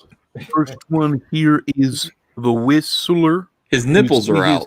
Superpower is being a Christian conservative. He's also really good at keeping track of his fitness stats. He's got a Fitbit. Using his Fitbit. This character is my own personal favorite. He resorts to calling the police when you make fun of him on the internet. Just the other day, a kid tried to make a meme using his likeness. He then found out the state that the individual was living in and then proceeded to call his local police department. He is not a man who is easily offended on his own behalf, but he has knocked down buildings for a living. Up next, we have Captain Kumquat. The laugh is great. Little man. The laugh is good. Superpower is being a Christian conservative. He also has the ability to take things that don't technically belong to him. He has his own version of the Bible, King James Bible, that allows him to take things without it being considered stealing, so long as he only takes enough. This character is also terrible with his money. And then up next we have the wonderful Marker Man. His superpower is being a Christian conservative. Also knows the best time to get himself canceled. Many assume it's because he wants to be like his Lord and Savior, who happened to be canceled by Pontius Pilate and Judas Iscariot. Martyr Man is also incredibly tall and able to hit his head on the doorway of pretty much anyone's house. Together, these 3 form the holier than thou Trinity. Now, these three have joined forces to stop the evil. His superpower is being overweight, unhealthy, and homosexual. A holier than thou Trinity cannot allow him to keep No, wait, this part's canceling not funny. Captain Kumquat, canceling Martyr Man, and making fun of the Whistler. Link will be in the description. Go and back Deadwood Dale's Indiegogo campaign. Aloha means hello and goodbye in Hawaii. Well, I mean, some of that was funny. I mean, it started out really good, and then it kind of went downhill right at the end there. Right with the potato. Yeah, that's the part I didn't get. I think for me, the funniest part was when you said when Edwin said homosexual. That whistle was just so well played. I can't even do it. I was going to try to do it, but that was genius, man. Very, very good, Deadwood Dale. Very good. It's actually hard to do the Edwin. Yeah, Edwin. I mean, everybody does Edwin really, really well. I guess he's got a very distinctive voice. I don't know why nobody can imitate my voice. Isn't he like a leader in the Republican Party of Hawaii now? No, he's what is he, like a spokesperson for something or other, the House or no? What is he over there? That's some. I don't even know if he's got an official position, but it's. Does he even live in Hawaii? Does he live in Hawaii? Oh, he's like the only Republican there. Listen. Yeah. All right, let me read some super chats here and see what the chat is thinking about all of this nonsense. I'm gonna jump out, Ethan. Okay, see you later. Thanks for coming on. Yeah, see you guys later. Had a good time. Flash. Yeah, savior of the universe. I'll see you later, buddy. See you, pal. Yeah, I think it's I'm a bounce too. Okay. It's gonna be some bounce in here. Later, Dale. All right, thanks for having me on. You bet. Thanks. Have a good one. Harry Bergeron says it's cooling off because it's hard to keep painting Comicsgate as a harassment group when they put out and buy so many comic books. Justin Carter says Wenger has great hair, just not on top. Will you join the Skullet Nation? We the fandom join the channel. Thank you. Danny Rendon says when we getting a case for all our cards? Pretty soon. Al M says manga tends to be way more mature than comics. Trencher 1375 says Cyberfrog would work great with a definitive end, but I hope his story will last longer than issue 2. Well, it definitely will. Downshift says Dogman is legit. I read it to my daughter. We laugh our heads off. She loves it. Never heard of it. Nathan Rosario says just added 3 new original art tiers to the Stump #1 remastered campaign. Thank you so much for all of your support. Comic Works says EVS, can I get a shout out for my channel, The Comic Works, longtime comic skater and writer of the about to be released audio comic Eclipse. Camel Moon says last day for the Caesar salad tier ends at 12 p.m. Raging Golden Eagle says customers, manga is better. SJW Pros, manga is torpedoes. Also at SJW Pros, I don't understand what's appealing about manga. Raging Golden Eagle says, I can send super chats again, baby. FrenchCon DM says, Yuatu was gouging his eyes out at this point. Voice of Fire says, what changed? It was the end of the comic code. Leroy says Shane has polyamorous meth puppies in the book he's working on. Justin Carter says Batman is Nambla and no straight man gets buttled. Let's see. Or is it Butlet? Who knows, man? People are writing weird stuff. Sabrav says, remember when there was something called gay literature? It was for the gays. Now they want the whole market.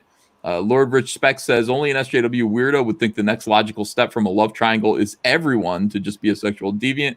Al Capone says it's more than a reach, more like a reach around. Economics and Comics says EVS looks like Sabretooth tonight. LOL.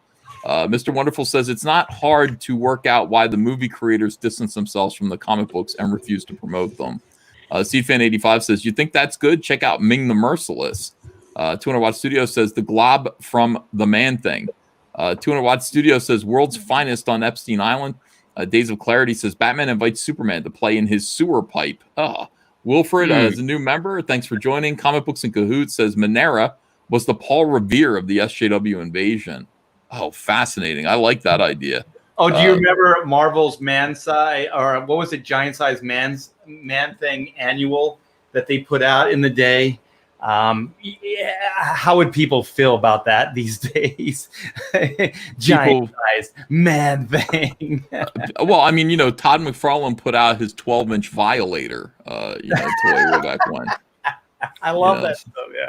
Yeah. And there was also a 10-inch Cyclops. The Toy Biz put out. So. Yeah, when people had a sense of humor about shit,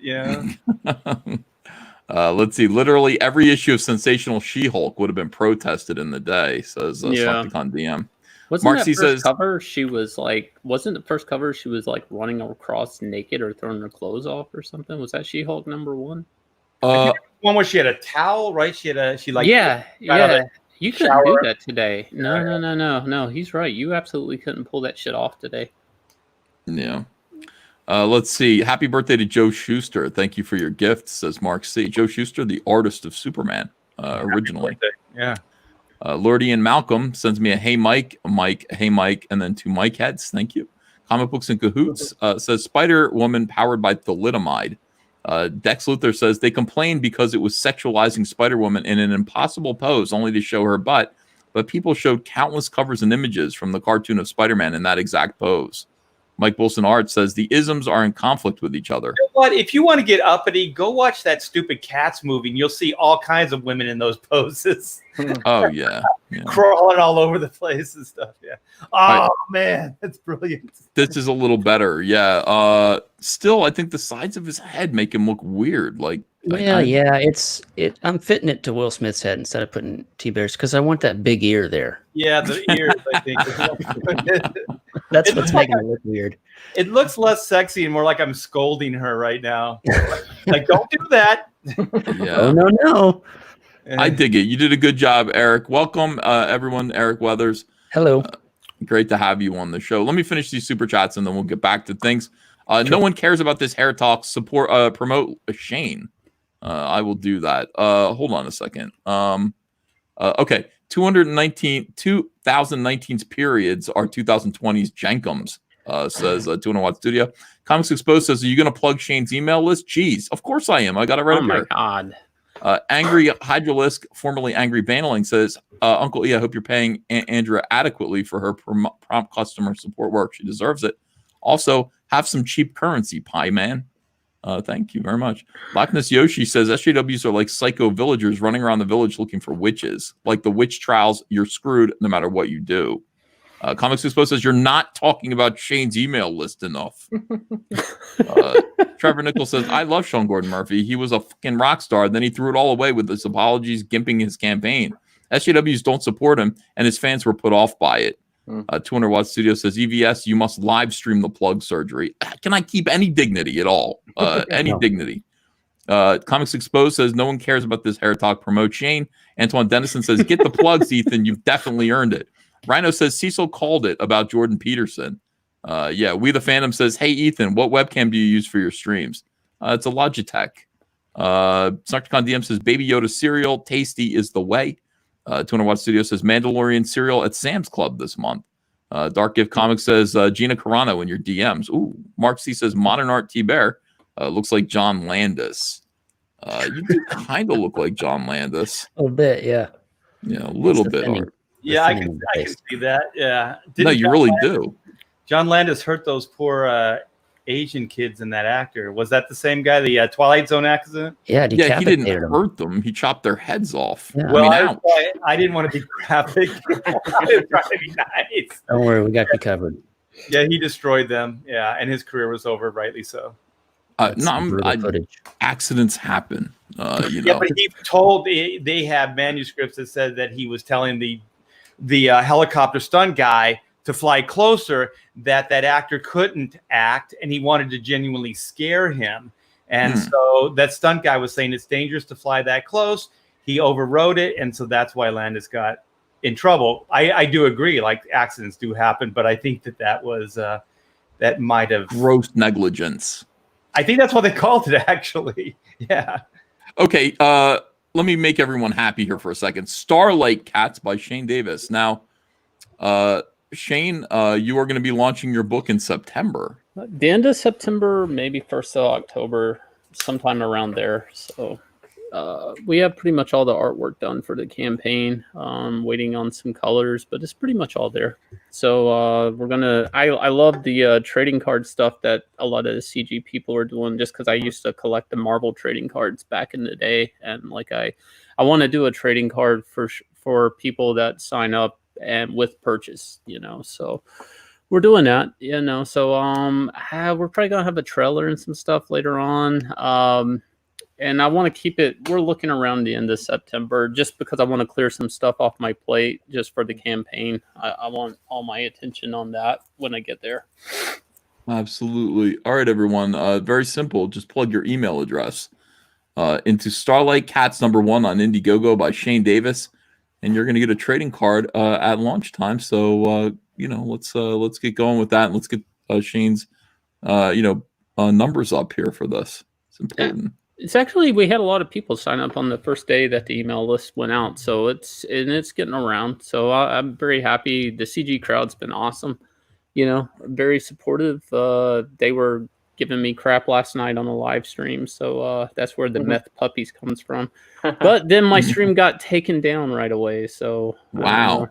Yeah, I was literally inking cats, and I got hit by Russian bots or something, and my stream got flagged, and then I reported it, and it came back up. But I think I said something about Paw Patrol, and that was the only thing I could think that maybe I said that triggered it. Is I mentioned Paw Patrol. Don't be talking shit about Marshall. Well, don't do it to me. I mean, now I'm no. No, Paw Patrol obviously triggering SJWs, Black Lives Matter folks.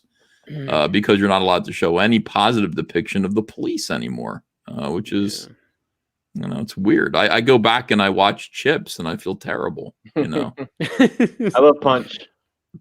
Yeah, I mean that guy was awesome. Punch. What's that one TV show? Are they going back and pulling episodes of that now? That cop TV show I never Hawaii watched. 5-0. No. Yeah, Methwin's that's one of his campaign issues. We got to get rid of Hawaii 5-0. Oh no, well, he's a Republican. He probably doesn't care about that, I hope.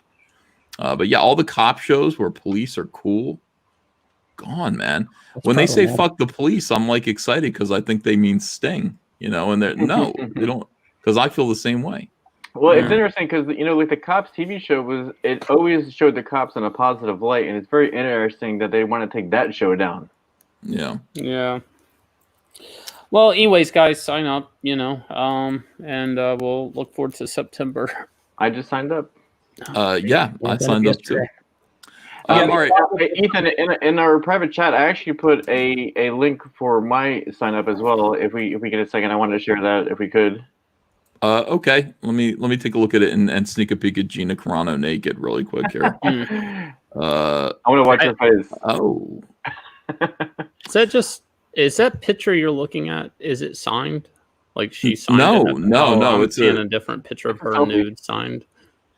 It's disappointing in the sense that it's an art photo. You know what I mean?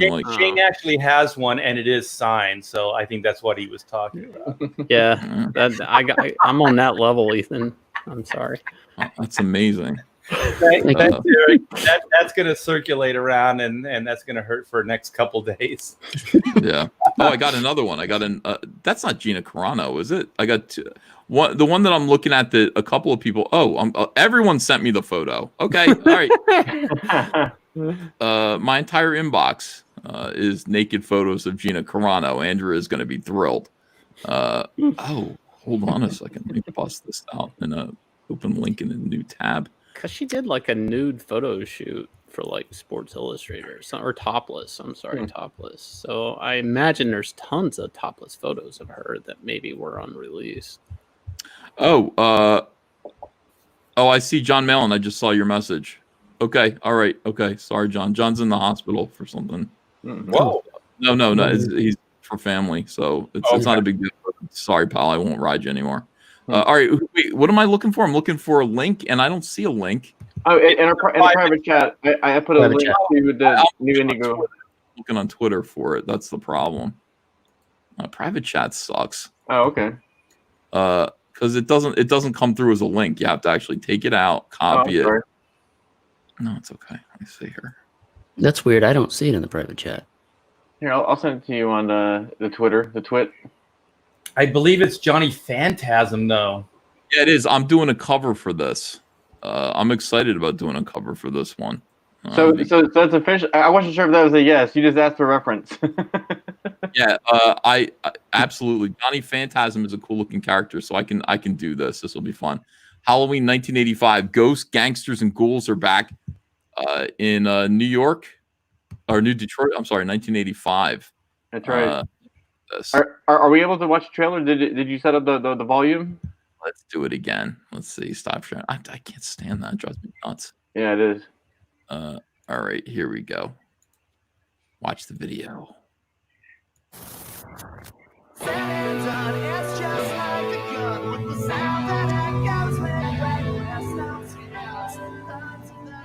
It's like it looks like a Flint Flossie video.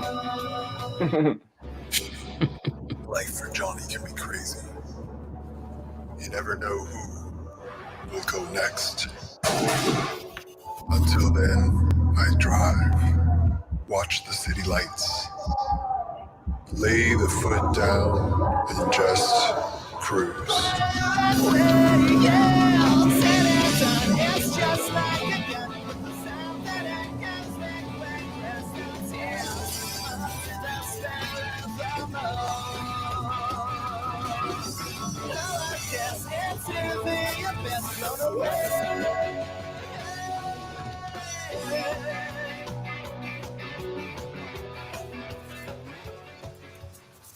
Amazing. That looks great, man. Great.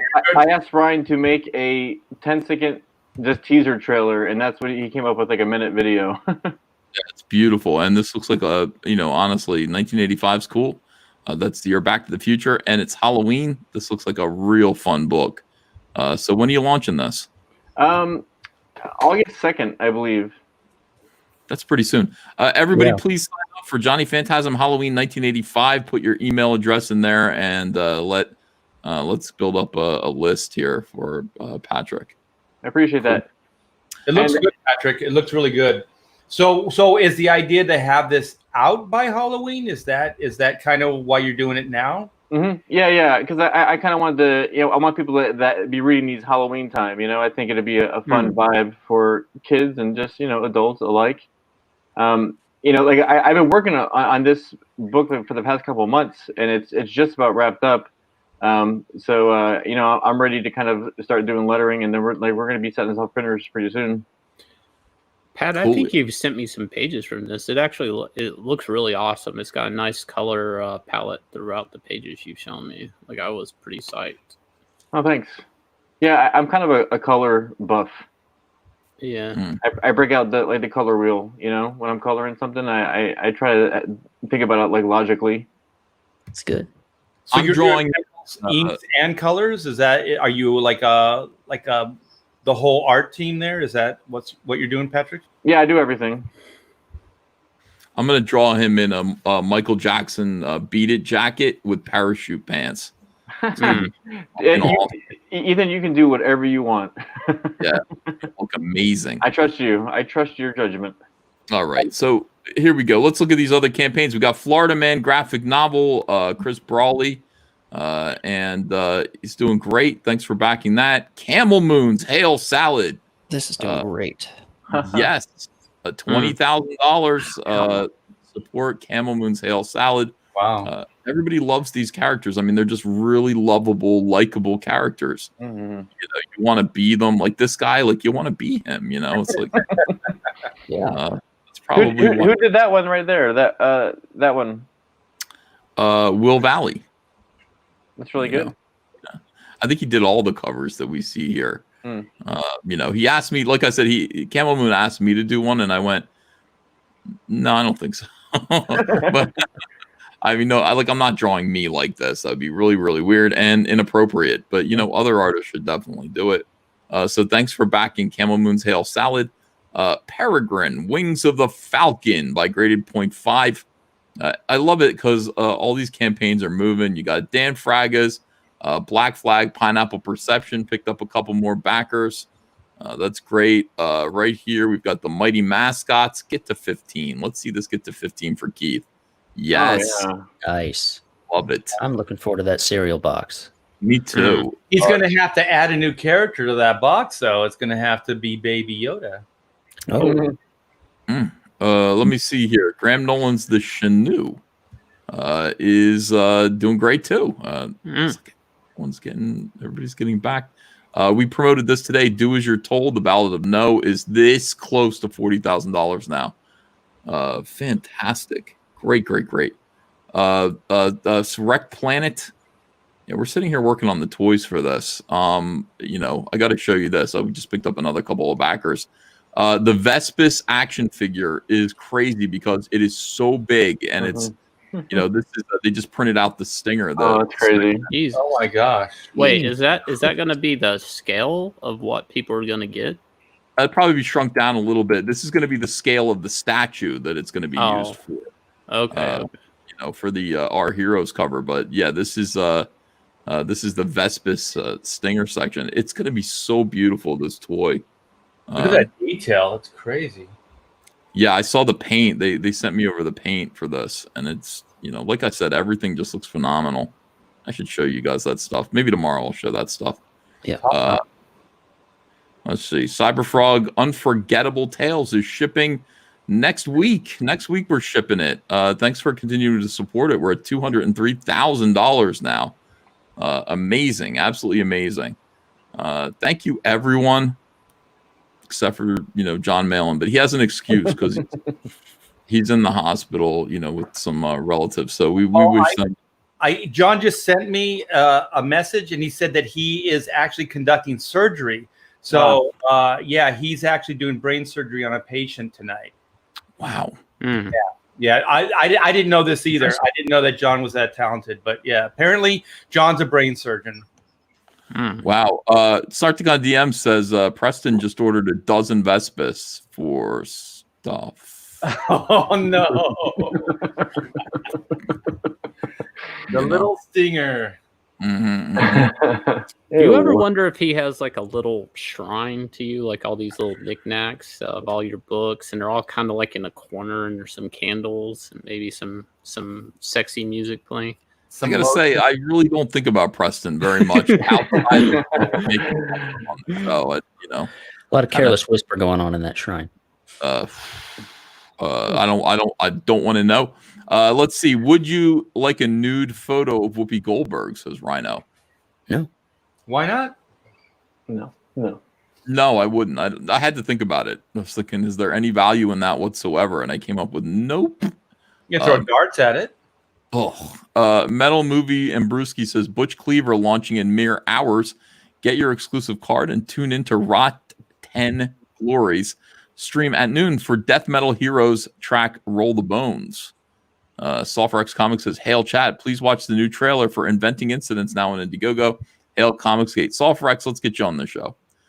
Comic Book says Hail Salad is beating Magnificent 7. It is, isn't it? Yeah. That's great. Okay.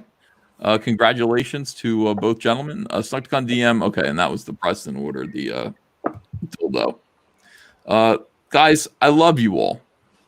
And the chat, I love all of you. Every single one of you. You know, now it's time to say goodbye to all our company.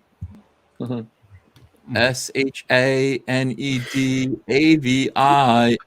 Shane Davis. Shane Davis. Yeah, we love Shane. Shane, thanks for being here tonight, pal. Thanks for having me on.